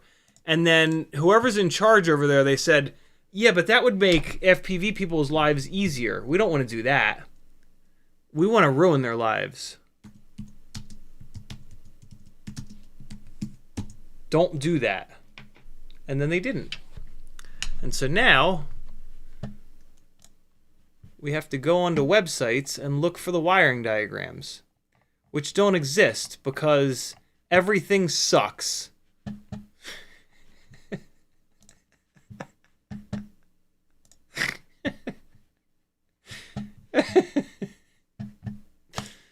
Oh, look, we'll put it in an annoying online manual.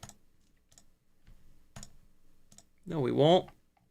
We'll make you really work for it. There we go. Campground 5 volt. That wasn't too bad. Campground 5 volt. Meow, meow, meow, meow, meow. You guys know that cat video where the cat goes meow, meow, meow, meow, meow. Meow, meow, meow. Meow, meow, meow. Meow, meow, meow. Meow, meow, meow, meow. No, that's just me. Does anybody else like exclusively watch cat videos on Instagram? I don't even watch FPV stuff on there anymore. I'm not even kidding. I kind of only watch cat video. It's just Instacats. That's all. And I'll tell you, my life has gotten a lot better since I started that. Okay, Cam is on my left. Meow, meow, meow, meow, meow. Meow, meow, meow. I don't remember anything else from that video. I have no idea how you guys would find it, but I just remember the cat meowing like that. Meow, meow, meow.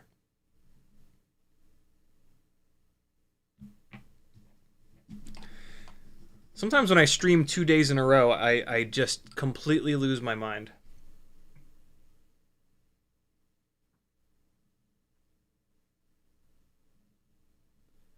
Woo! Hold on. If you're a huge fan of Chris Harris, type Chris Harris in chat. If you don't know who he is, you're not a huge fan of his, and I don't care about you.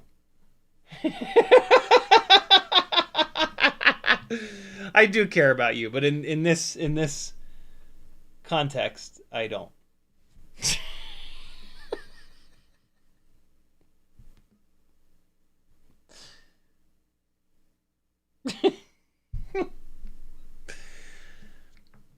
Is anybody a fan of Chris Harris in the chat? Type Chris Harris. If somebody doesn't type Chris Harris, I'm going to stab you all. If I'm the only Chris Harris fan in here, first of all, you're all missing out. He is the best automotive journalist. And one of the only ones with any actual driving skills. That's not true. That's not true. That's not true. But if you're even remotely into cars and you don't know who Chris Harris is, holy shit, do you have some good car content ahead of you. Chris Harris.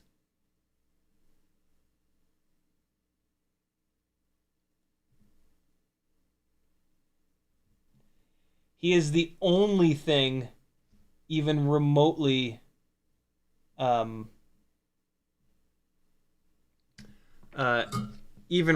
salvageable from post Clarkson, May, Hammond, Top Gear.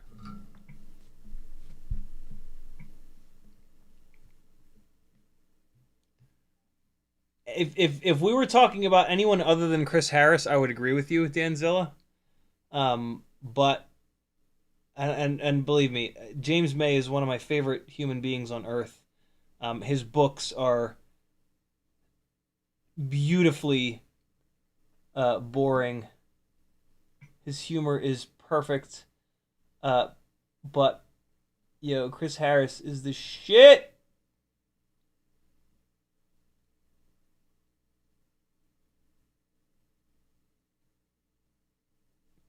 if James May is like my favorite person in the world, you know, outside of like family and whatnot, obviously, right? But Chris Harris would have to be my favorite car journalist. All right, that is not the worst work I've ever done, but certainly not the best. Because I still have zero faith. Ah, shit. I think they might be bridged, though. I think it... These pads are awful close together. No, I think I'm all right.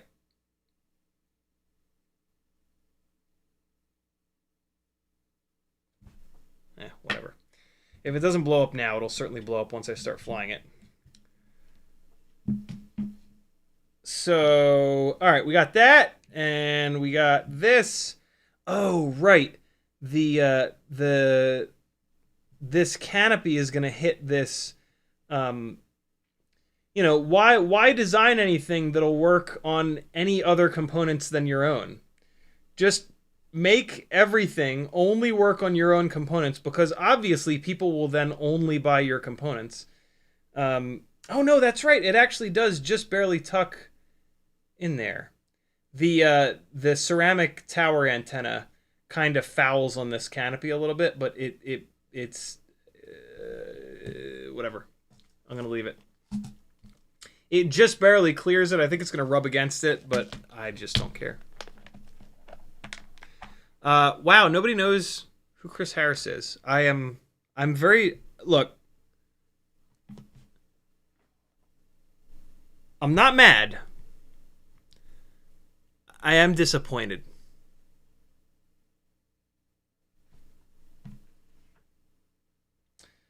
Well, search for Chris Harris on YouTube, and on Wednesday's live stream, a whole bunch of you can say, holy shit, you were right, dude. That guy is hysterical and an awesome driver and a handsome little brown man. He describes himself as a little blind man, a little brown man a lot, and it's just he's just hysterical, man. You guys are very lucky that don't know who he is. You've got all kinds of good stuff coming to you. You're gonna love it.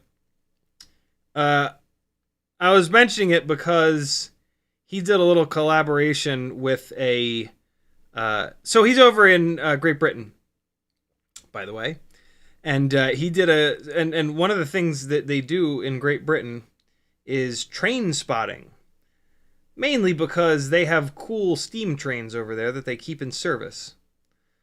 And he did this collaboration with a like the guy that's famous for train spotting on YouTube, and it's one of the more wholesome videos I've ever seen. I don't know anything about train spotting. I know that it is nerdier than FPV, which is pretty fucking nerdy. But like, it's just a cool video. It's a cool video, and they get a really cool shot, and like I don't know. If you guys aren't into Chris Harris, though, I don't think that you'll really I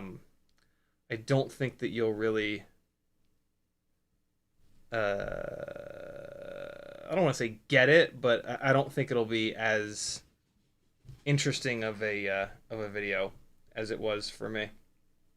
So go to hell. You go to hell. You go to hell and you die. That's from South Park, isn't it? Pretty sure that's from South Park.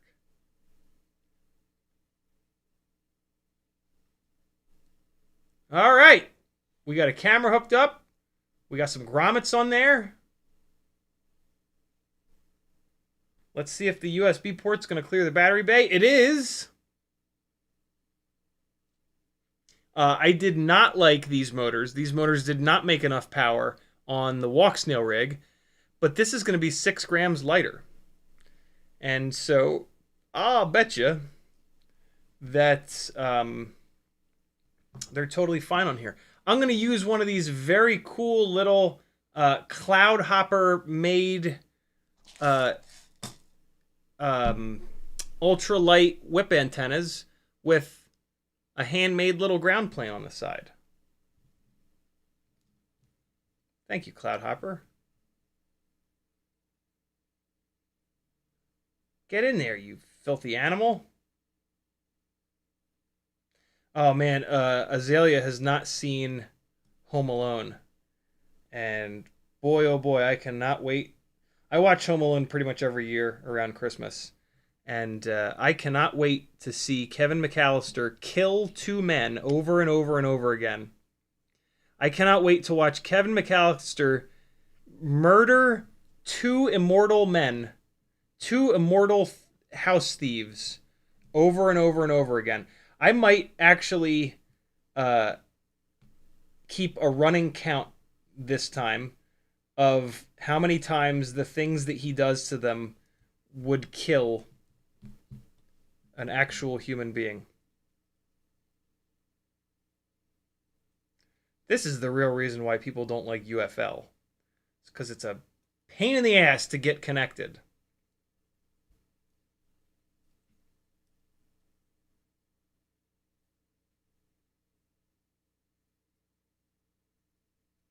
Come on, you little shit. Get in there. Wow, this is really fighting me. Is that it? Nope.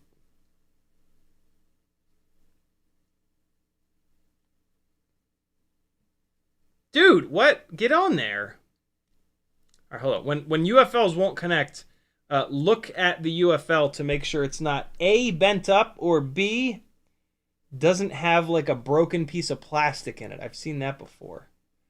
But in this case, it is totally fine. Also look at the antenna. Nah, it's good. It's just messed up. Is Home Alone greater than Roadrunner? It's basically the same thing. Nate Adams says, did you see any of the content Harris did on the Drive NBC sports show? I did indeed. I'm as obsessed with Chris Harris as I am with Top Gear. And so I've like stalked Chris Harris for years, and I've seen everything he's done. Everything he's done has been so good too. I was so excited when he was doing that with NBC. I thought that was gonna like be his big break. And then he was great on Top Gear, and unfortunately the other two hosts were fucking awful. Yeah, man, he's done some good shit. If you just YouTube search Chris Harris, you will find hours and hours and hours of hysterical stuff and great driving. Really, really, really good driving. He is a hell of a wheelman. Wow, this really will not. This is something's going on here. I've not had one of these fight me this bad, I don't think. I'm going to give it one more shot, and then I'm going to throw this entire thing into the dumpster and move on. Yay! All you got to do is threaten to destroy things, and then they will magically start working. That's the key. It's the key to FPV. Didn't mean for that to rhyme. All right, I need the Happy Model specific screws. Let's kick this soldering iron off. All right, so we got 1, 2, 3. Nobody got it. It was it's a Lewis Black. It's a Lewis Black quote. Put your head down on the desk. Put your big head down on the desk. It's from one of his stand-up shows. It could also be from Back in Black when he was on The Daily Show. That was a magical time, man. Oh. Okay. Get this guy bolted down. This AIO is probably still all set up. Like, I can probably just bind to this and go. We'll find out in a couple of minutes here.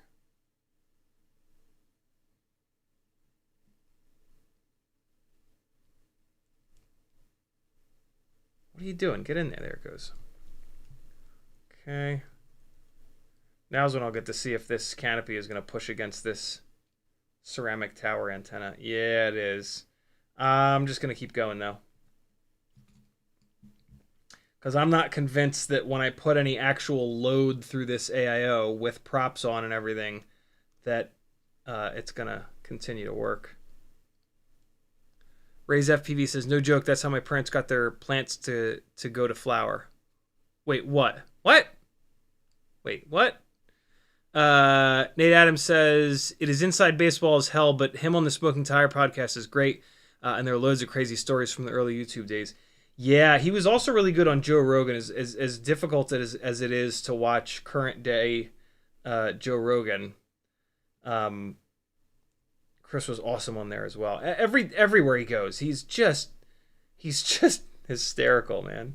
He's got some of the greatest stories, and he's really funny, very witty.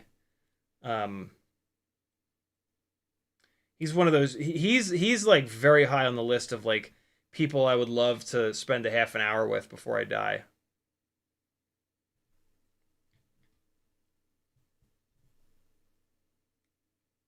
He's got like just the right amount of edge, just the right amount of like fuck around and find out.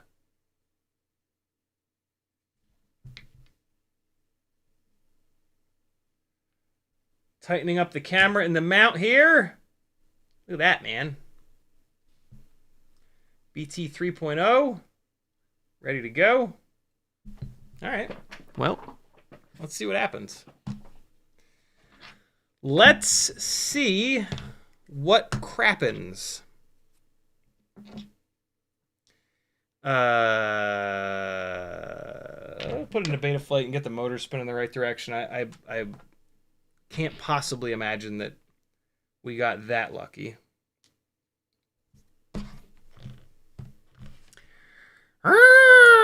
Look, more pop-ups. Way to go, HGLRC.com. You know what? I'm going to close your entire website down because of the pop-ups. That's what pop-ups do. They get people to close the websites. Off Axis says, I was on Joe Rogan. I saw that thumbnail. Fucking genius, bro. Genius. Okay, motors. Motor direction. I understand the risks. Wizard, the props are definitely off. Motor 1 is correct. 2 is incorrect. Let's see if it'll actually reverse. Oh my god, it reversed. 3 is backwards. Click it to reverse it. Stop motors. Close. Motors tab. Pull this up a little bit. Motor 2 is correct. Motor 1 is correct. Motor 3 is correct. Motor 4 is correct. I'll be damned. Stop motors. PID tune is all over the place. Yeah, man, this is looking good. My rates are in here. Holy hand grenades, Batman. Will it fly? The eternal question must now be asked. Will it fly? Is it bound? Will it fly? Since it's HGLRC, will it catch fire? Probably.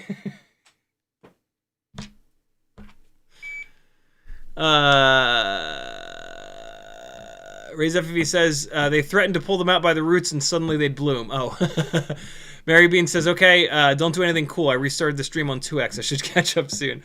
Nate Adams says, while working in PR in New York, I spent some time with the group of them consulting on their launch when drinking some excellent bourbon. You son of a bitch. That's insane. I am more jealous than I've ever been. That's wild. That must have been awesome. And then Off Axis says, you got to listen to it when you get a chance. It's decent talk. CiottiFPV and everyone. Nice. I love it. Oh, I should have put the BT 2.0 up and then done the cool little trick that you guys have figured out where you put it down through the top of the bing bong. Well. I'll remember on the next one for sure. Oh, this is all jacked up. Teddy, you're gonna want to back up for this one.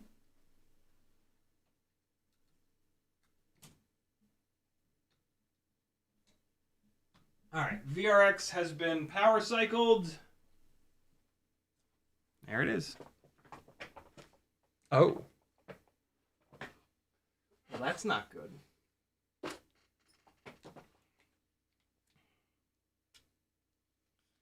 Let's see if we can get it onto race 8.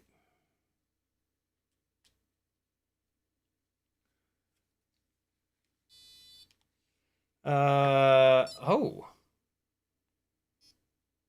All right, it's on race 1. That's fine. Menu. What? Menu. What?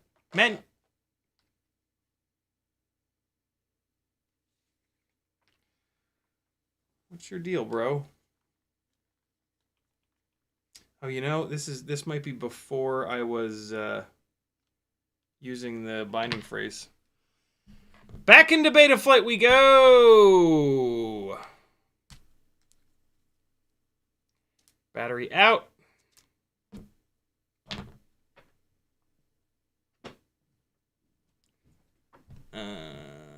Okay. I should have checked this. Good. Teddy ran away. Good. Although as soon as I fire this up again, he's going to come right back down. It thinks it's on 3SA. That's silly. 4.4 volts maximum cell voltage. We'll take care of that. Good looking out, dude.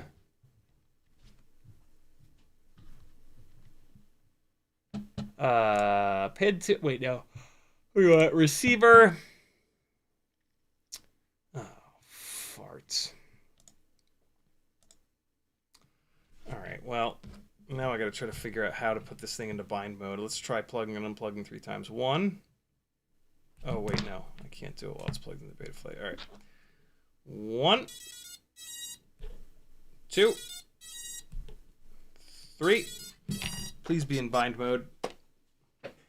Here comes Edward. Bind, you bastard. Bind. No.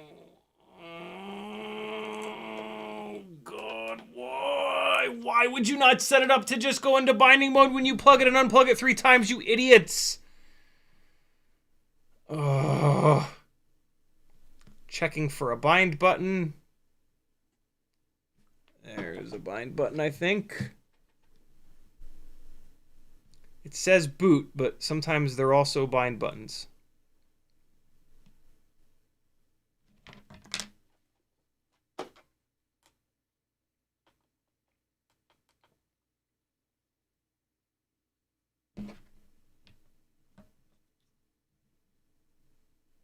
Nope, not working.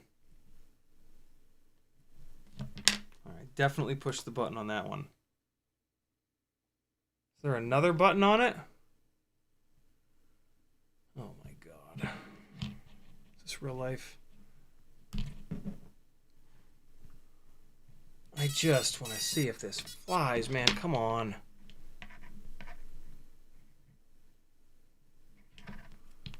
Oh my God. Why are these little buttons so hard to push? There we go. I definitely pushed it on that one. Please bind, you giant jerk. Oh man, is this on old school HGLRC? Ugh.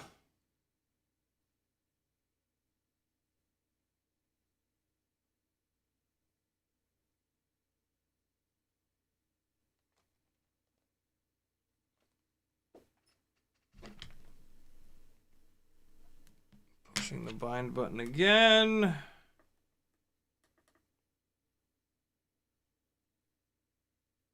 Binding.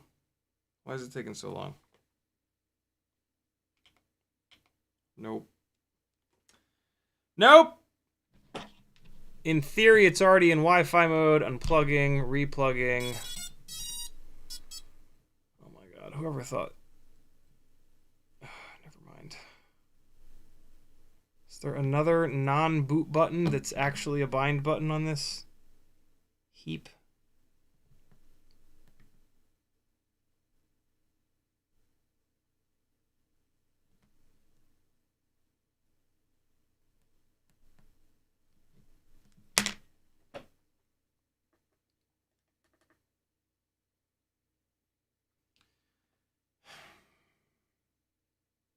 Oh, good. The Canon camera died. Well, no, the Canon software died again. And I was just sitting here, like, hoping. All right. Well, not only can... Now the camera turned itself off. That's even better. HGLRC, man, you are an embarrassment. And because of you, people quit this hobby.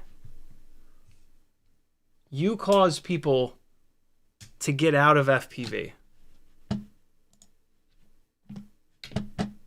And that sucks.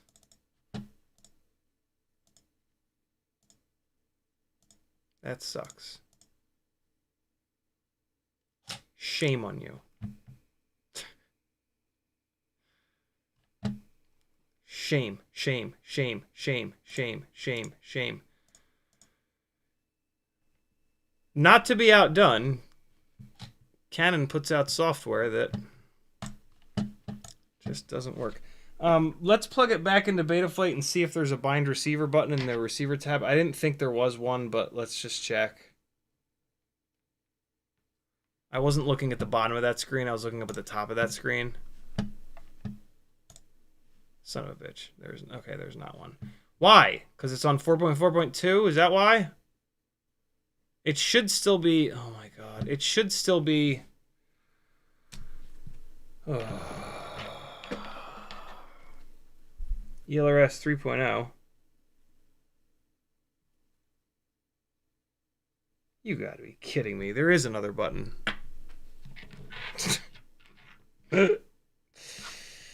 Oh, yeah. User error, baby. Gotta love that. Good old-fashioned user error. Here we go.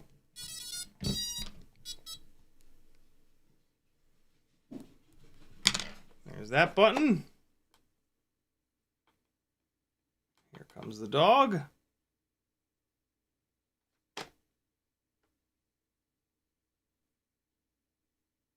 Oh wow, it doesn't work. What? Come on now. Be cool, bro. What? The button says BIN. If that's not the bind button, I don't know what is. Do I have to hold it when I turn this on? Are we going back to 1902?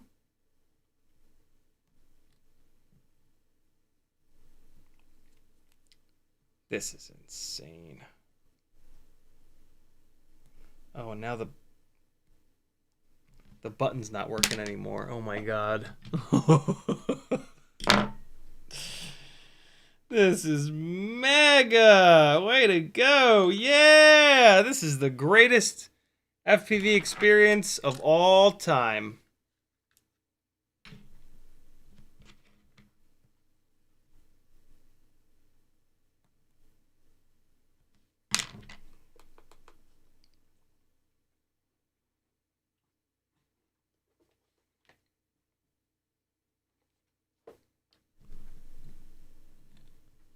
I mean, I had this thing running.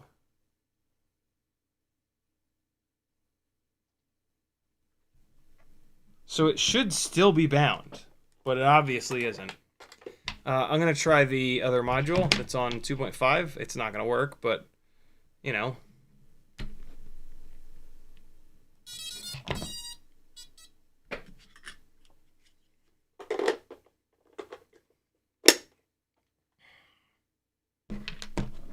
Okay.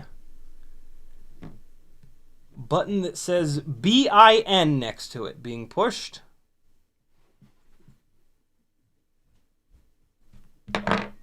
Okay.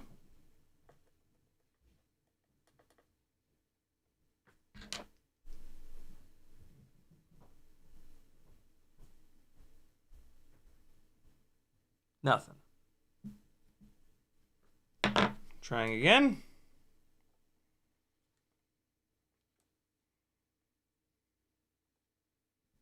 Nothing. A real crackerjack operation over there at HGLRC. Really impressive stuff. Okay.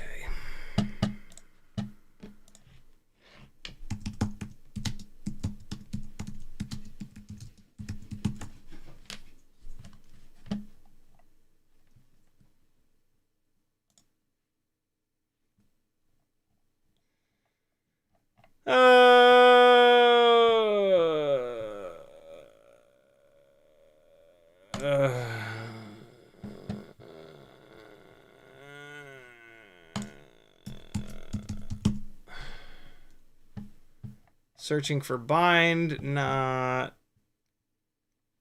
finding anything. Hold on, just reading through Apache Smoke's super helpful timestamps. Freestyle.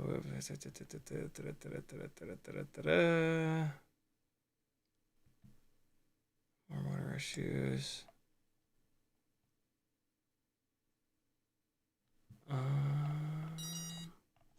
Oops, sorry, little buddy.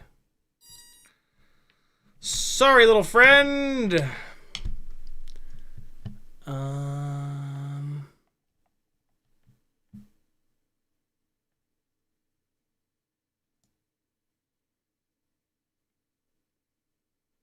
Here we go. Come on past me. Help current me.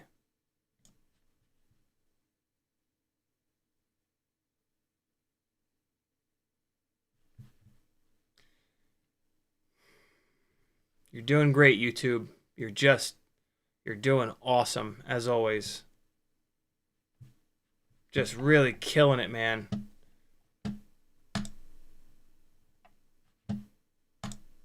Doing so well. Oh my God. Shut up! And what?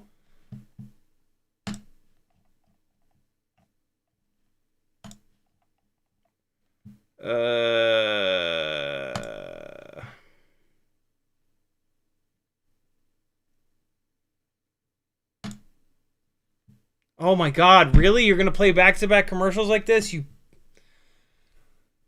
Oh my God, YouTube, you are just awful. Oh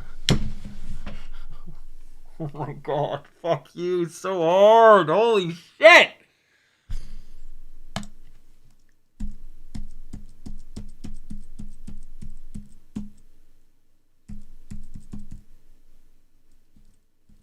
Come on, we're getting there. PID tuning.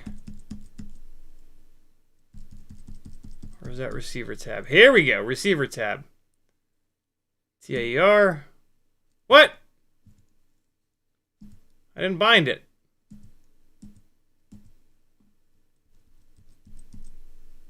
You know what? Fuck you. You win, YouTube. You win. You win. You win. Good job. Good job. Way to make content unfucking viewable. Great job. And HGLRC not to be outdone with pop-ups. Great.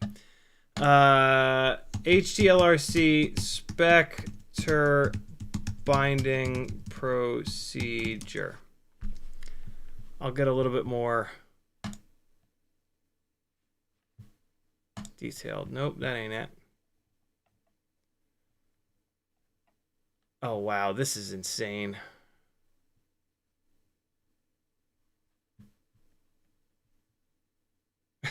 YouTube can't do anything reliably and consistently except for playing ads.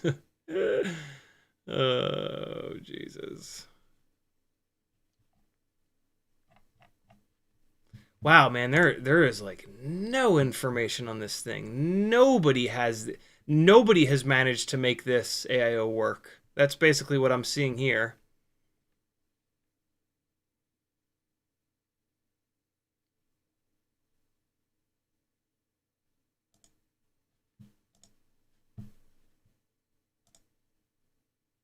I can't. I can't do it. I can't just sit here and watch YouTube commercials all night.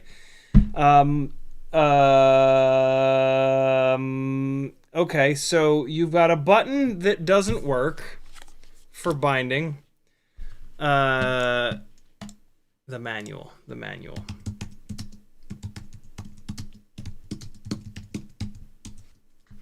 It has to say something about it in the manual. It has to.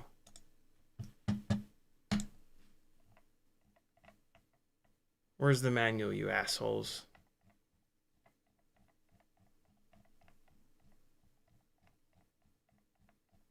Oh my god, really? You don't have a link to your own manual in your...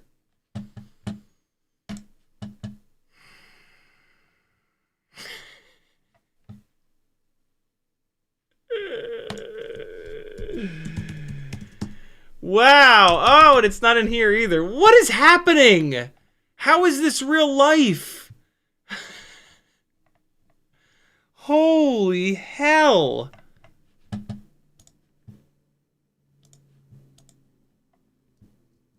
What the hell is going on?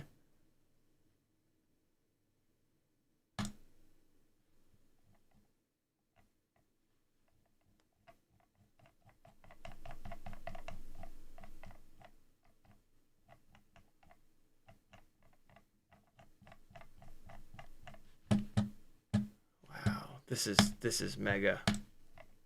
This is absolutely incredible. All right, well, I guess I have to use my phone like a child to go to the goddamn QR code.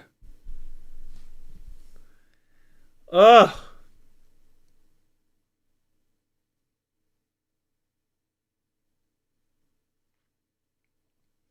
It's on Betaflight 4.4.2. I think in 4.4.3 is where you get that binding button in there. Receiver binding steps. Power it from USB. Make sure the computer has correctly installed the port driver. Great. Red LED on the bottom of the flight controller.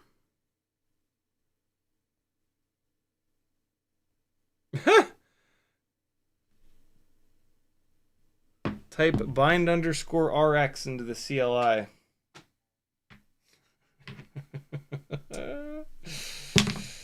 Okay.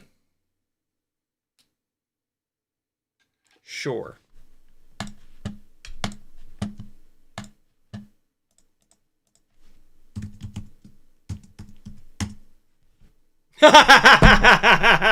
Not supported.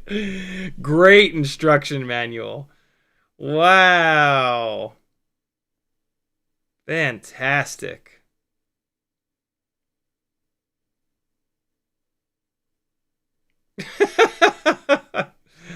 That's it. That's all they got. They say to click the bind receiver button in the receiver tab, which doesn't exist, or to go into the CLI and type bind_RX. Awesome. Fantastic. Great job, guys. Great fucking job.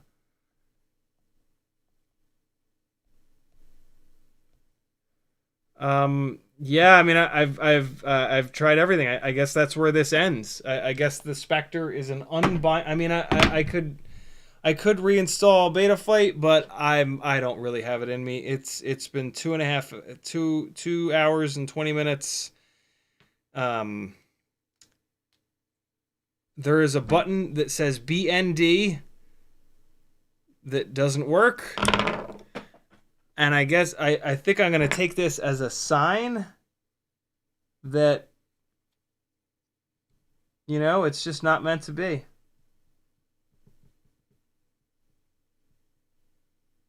It's just not meant to be. There's a red light on the bottom that is flashing, but it doesn't do anything.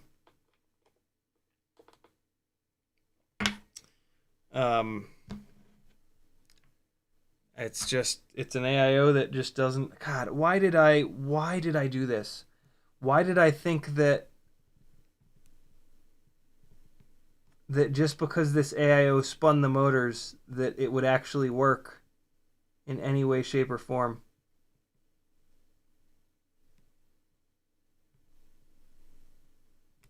Obviously, I'm the idiot.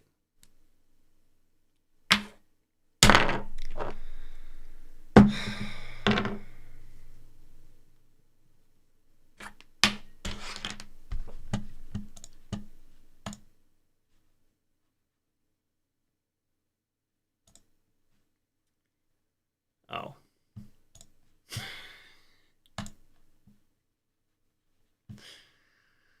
Well, that certainly wasn't helping anything. Still don't have a bind receiver button. Oh boy. All right, let's see if that fixed it. Pushing the bind button, red light is still not flashing like the useless instruction manual said that it would. But let's just try anyway.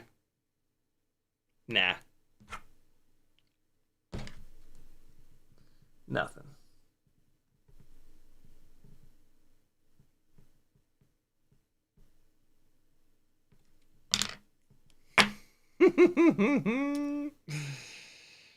Oh boy.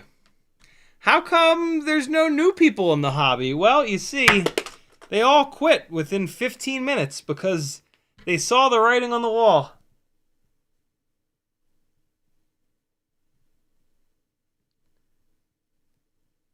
They spent 42 hours trying to get anything to work, and after nothing would ever work, they just said, you know what? This is the dumbest thing ever. I'm out.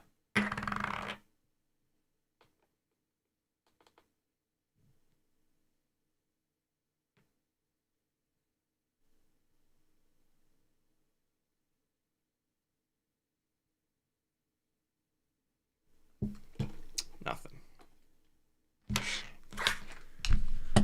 Oh, you filthy son of a bitch.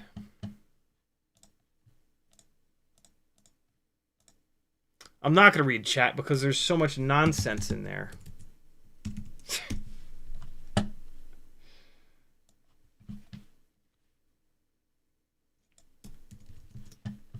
There's just 18 people saying random things like, just use a binding phrase.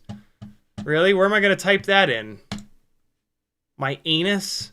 There is no binding phrase. It's on 4.4.2. Auto detect 4.5.1. Load firmware. Flash firmware. Ignore the risk.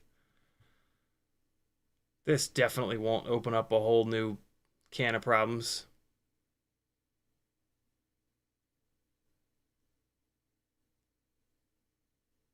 Teutonian says, why does nobody understand ELRS? Because ELRS is unintelligible.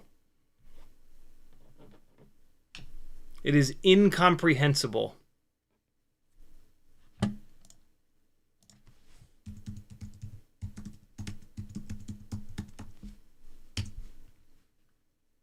Yeah.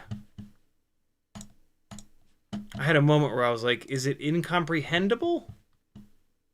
No, it's incomprehensible. It is unintelligible.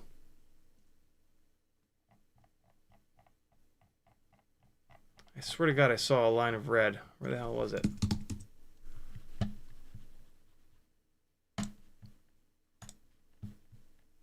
Hey, look at that. A bind receiver button.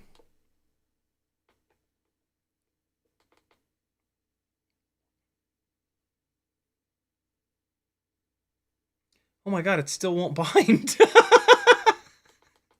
What the hell? Bind, you son of a bitch. What are you doing?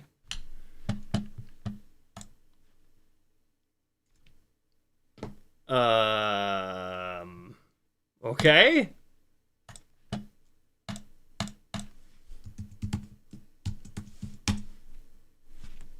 All right.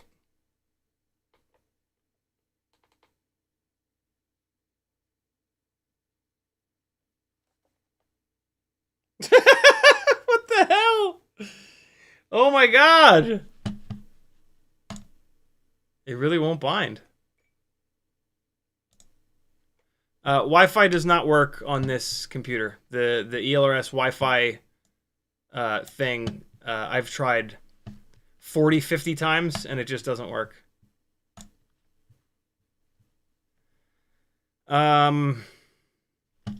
Let's try this. Let's change it to SPI, and we will put a binding phrase in and see if that works.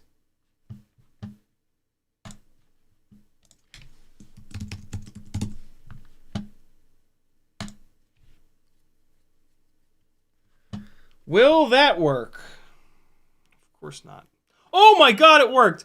See, what the hell, man? Why do the targets have the wrong the wrong thing there? It's partially my fault for assuming that this was set properly. What the hell, man? That is super annoying. 93, 90. Man, you've got a target for your AIO that's got the wrong thing in there. Like, what the fuck, man? All right. Moving on. Thank God that only took like 15 minutes. I don't know what we would do if anything went right. I don't even know anymore, man. Oh, I'm just something. I'm something. Did it go back to channel 1? Why? Oh, Teddy. Oh, now I don't have OSD. Cool. Wait, what? God damn you. Oh! Why? Why no OSD? Why? I need the OSD so that I can get into the menu and change the channel to get it on the race 8 so that you guys can see it. Hey. Oh, beeping! Oh, more beeping. Exciting. Where's the OSD? Let me guess, it's set to HD. Awesome. Great target, you idiots. Set it to HD for the analog thingy. Way to go. Way to go. Channel 8, 25 milliwatts. Now I can't even really fly it around the house because it's 12:30. It's the middle of the goddamn night. Race 8, 25 pit mode.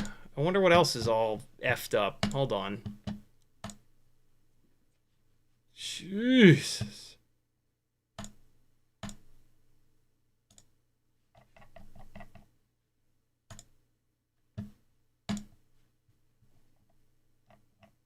Alright, maybe.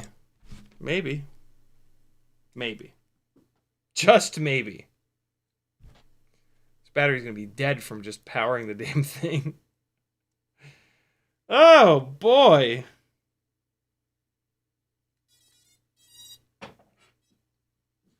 I know what we're gonna do. We're gonna make a product. And then we're gonna put every single roadblock possible in the way of people trying to use that product. We're gonna make it so difficult that nobody can actually use it.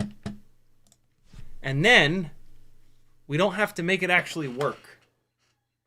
Oh, and the motors are not spinning up at idle. Oh boy. Oh god. Oh god. This says too much power. This says too much power. And I don't have OSD either. Oh my god.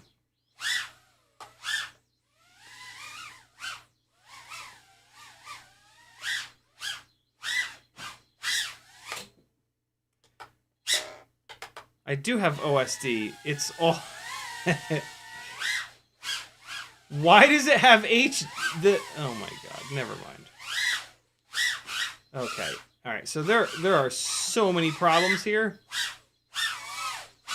The motors stall out. When I zero the throttle, the motors stall out. Which is insane, because it has more power than God. Oh, boy. It's got an awful lot of power for in here.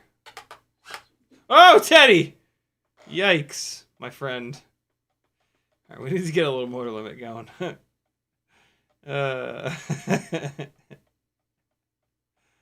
Where's the motor limit? Uh-oh. Why won't it go up? What the hell? What is happening? Motor output limit. Here we go. All right, let's just chill this out a little bit. This is a bit much. All right. It's still going to have a lot, but... Oh my god, the motors are stalling out.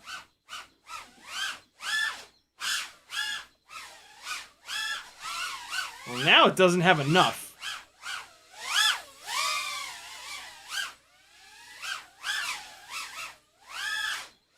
Oh boy, it flies so bad with the motor stalling out when I zero the throttle.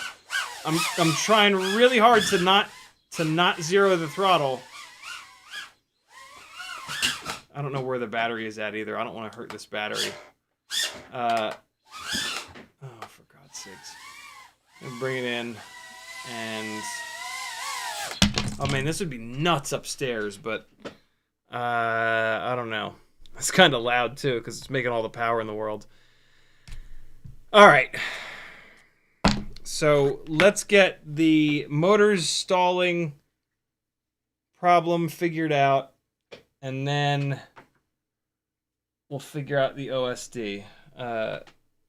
Motors stalling out like this, it's either the idle speed in Betaflight, but more commonly, it is the startup power in ESC configurator. So I'm going to skip Betaflight and go straight in here. I got to turn off the transmitter. Come on. Come on, read the fourth ESC, you jerk. Do it! Do it! There it is. Oh, great, they're maxed. Okay.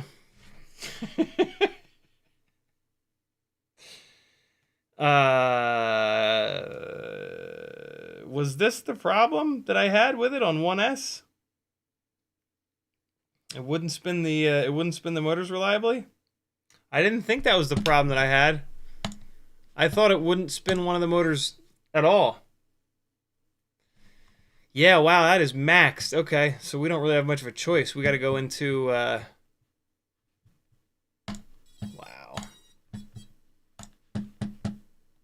I mean, if anybody's going to be able to make the motors not spin when that shit's maxed out, it's going to be... It's going to be HGLRC.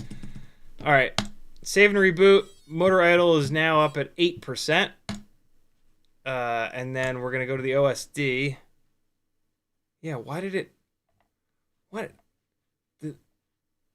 What is this jacked up ass OSD setup? What happened here? I guess maybe it didn't have OSD on it, but this is the weirdest OSD setup I've ever seen. Alright, that's my OSD now. Let's see.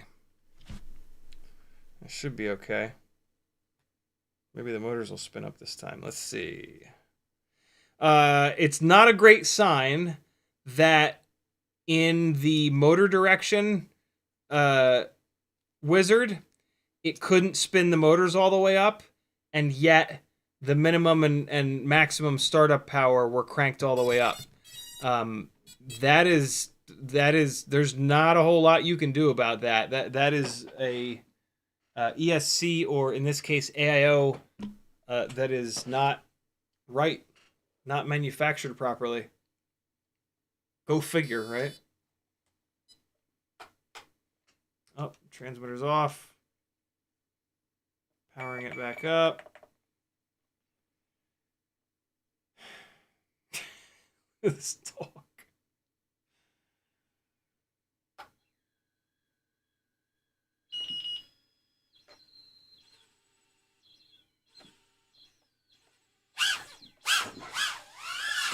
Hey!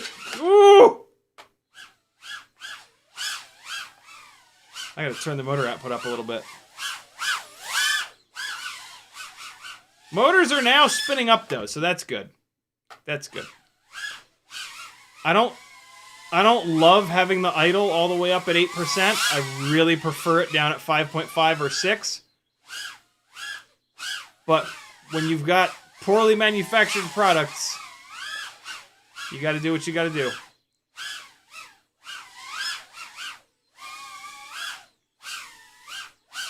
Oh! I almost got out of that.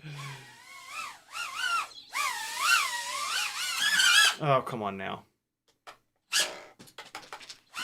Doesn't fly bad. That's for sure. Needs a little bit more power. I mean, if it's gonna have all this stank, it might as well have some stank, you know? Alright. This is gonna be insane outside. This is really not an indoor rig. But I got it flying good enough where I'm hammered busy tomorrow, but Wednesday I'll be able to put this up in the air outside, and this should be absolutely bananas. Do another real quick one in here.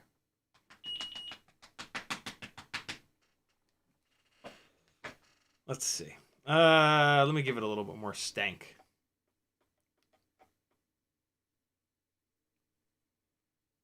Let's give it 5% more stank. Nah, man. 10% more stank. I'm a professional. I'm a professional. Teddy! Ooh. That's a lot more. Okay, easy. Don't hit your... Ooh, God, no. It's fine. Be cool. It's cool. We're cool. Just one hit upstairs. Just one. Oh, God, it's dark. I can't see shit. Ah, it's loud up there. I'm coming back down. Oh, my God.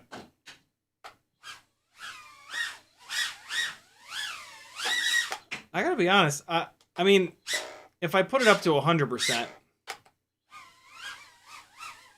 it'll have all the... It'll have a lot of power, but... I don't think these sub 250 803 motors are all that good. Oh my God. This thing's fucking unruly. And now I got a dingleberry. That's why it's all wobbly like that. The battery's hanging out the bottom. Yeah, okay. This is not an indoor rig. This is a hardcore outdoor rig.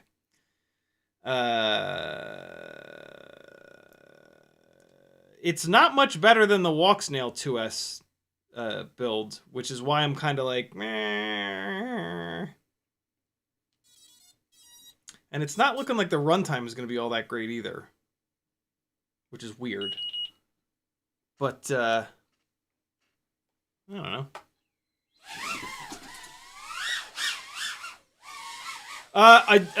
Here's what's interesting. The HGLRC Specter AIO is working for the time being. So, yeah, it's not a 1S and 2S AIO. It's a 2S only AIO. Teddy! This has got fucking stank. The hover point is pretty low. That's one of the reasons it's so hard to fly, I think. 25, 26, 28, 26, 20, 21. Let me try to get that dialed in just a little bit. That makes it really difficult to fly. Rates, throttle expo 20, throttle mid 35. Yeah, that's way too high. Let's come all the way down to 25. No. Let's go up to 28 because if I forget to change that when I'm flying it outside... Oh, that is so much better.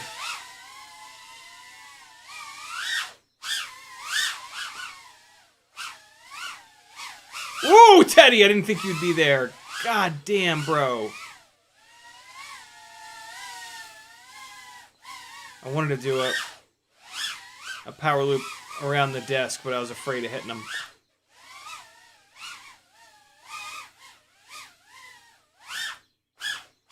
Ooh! Oh God, that hit the wall hard.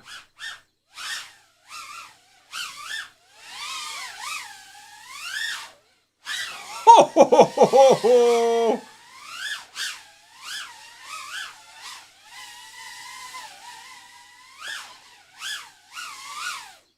Oh God!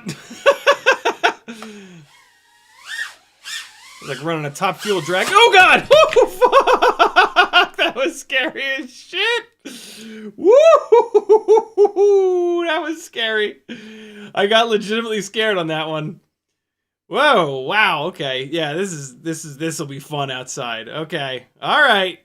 All right. Okay. Okay. All right. All right. Run it down the rest of the way. Back up, buddy. Woo! Damn.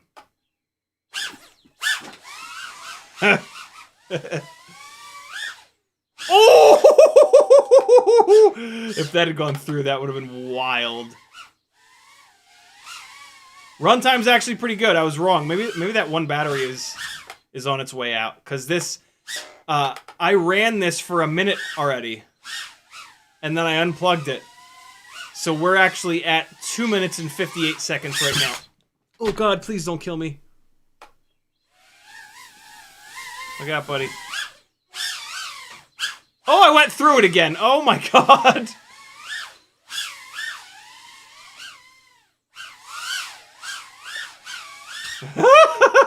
There's low battery. 3 minutes and 14. Oh. Oh. Oh.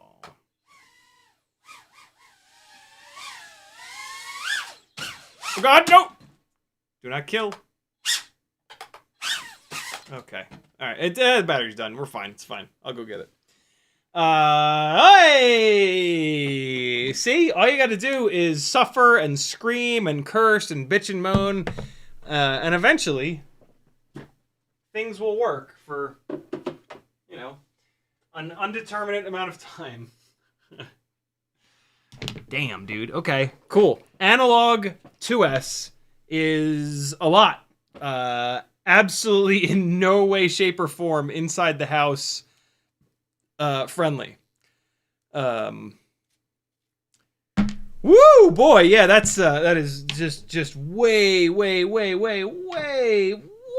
too much for inside the house. Big warehouse, that'd be pretty fun. Outside, this is gonna be nutso. The 2S Walksnail rig outside is outrageous. Really good. This is 6 or 7 or 8 grams lighter. I'll tell you exactly how much lighter it is. Let's see. I'm curious myself. Cheatonian says, now put the 1002s on there. So it really doesn't need them. Since this is so much lighter, these smaller motors are going to be plenty. So these 803 19,000s are actually probably the perfect motor for this. It is 25.9 grams dry versus the Walksnail rig that is 35.3. Oh, no, that's right. Yeah, wow. Almost exactly 6 grams. How the hell? Huh. Really? 25.9, call it 26. Boy, am I bad at math.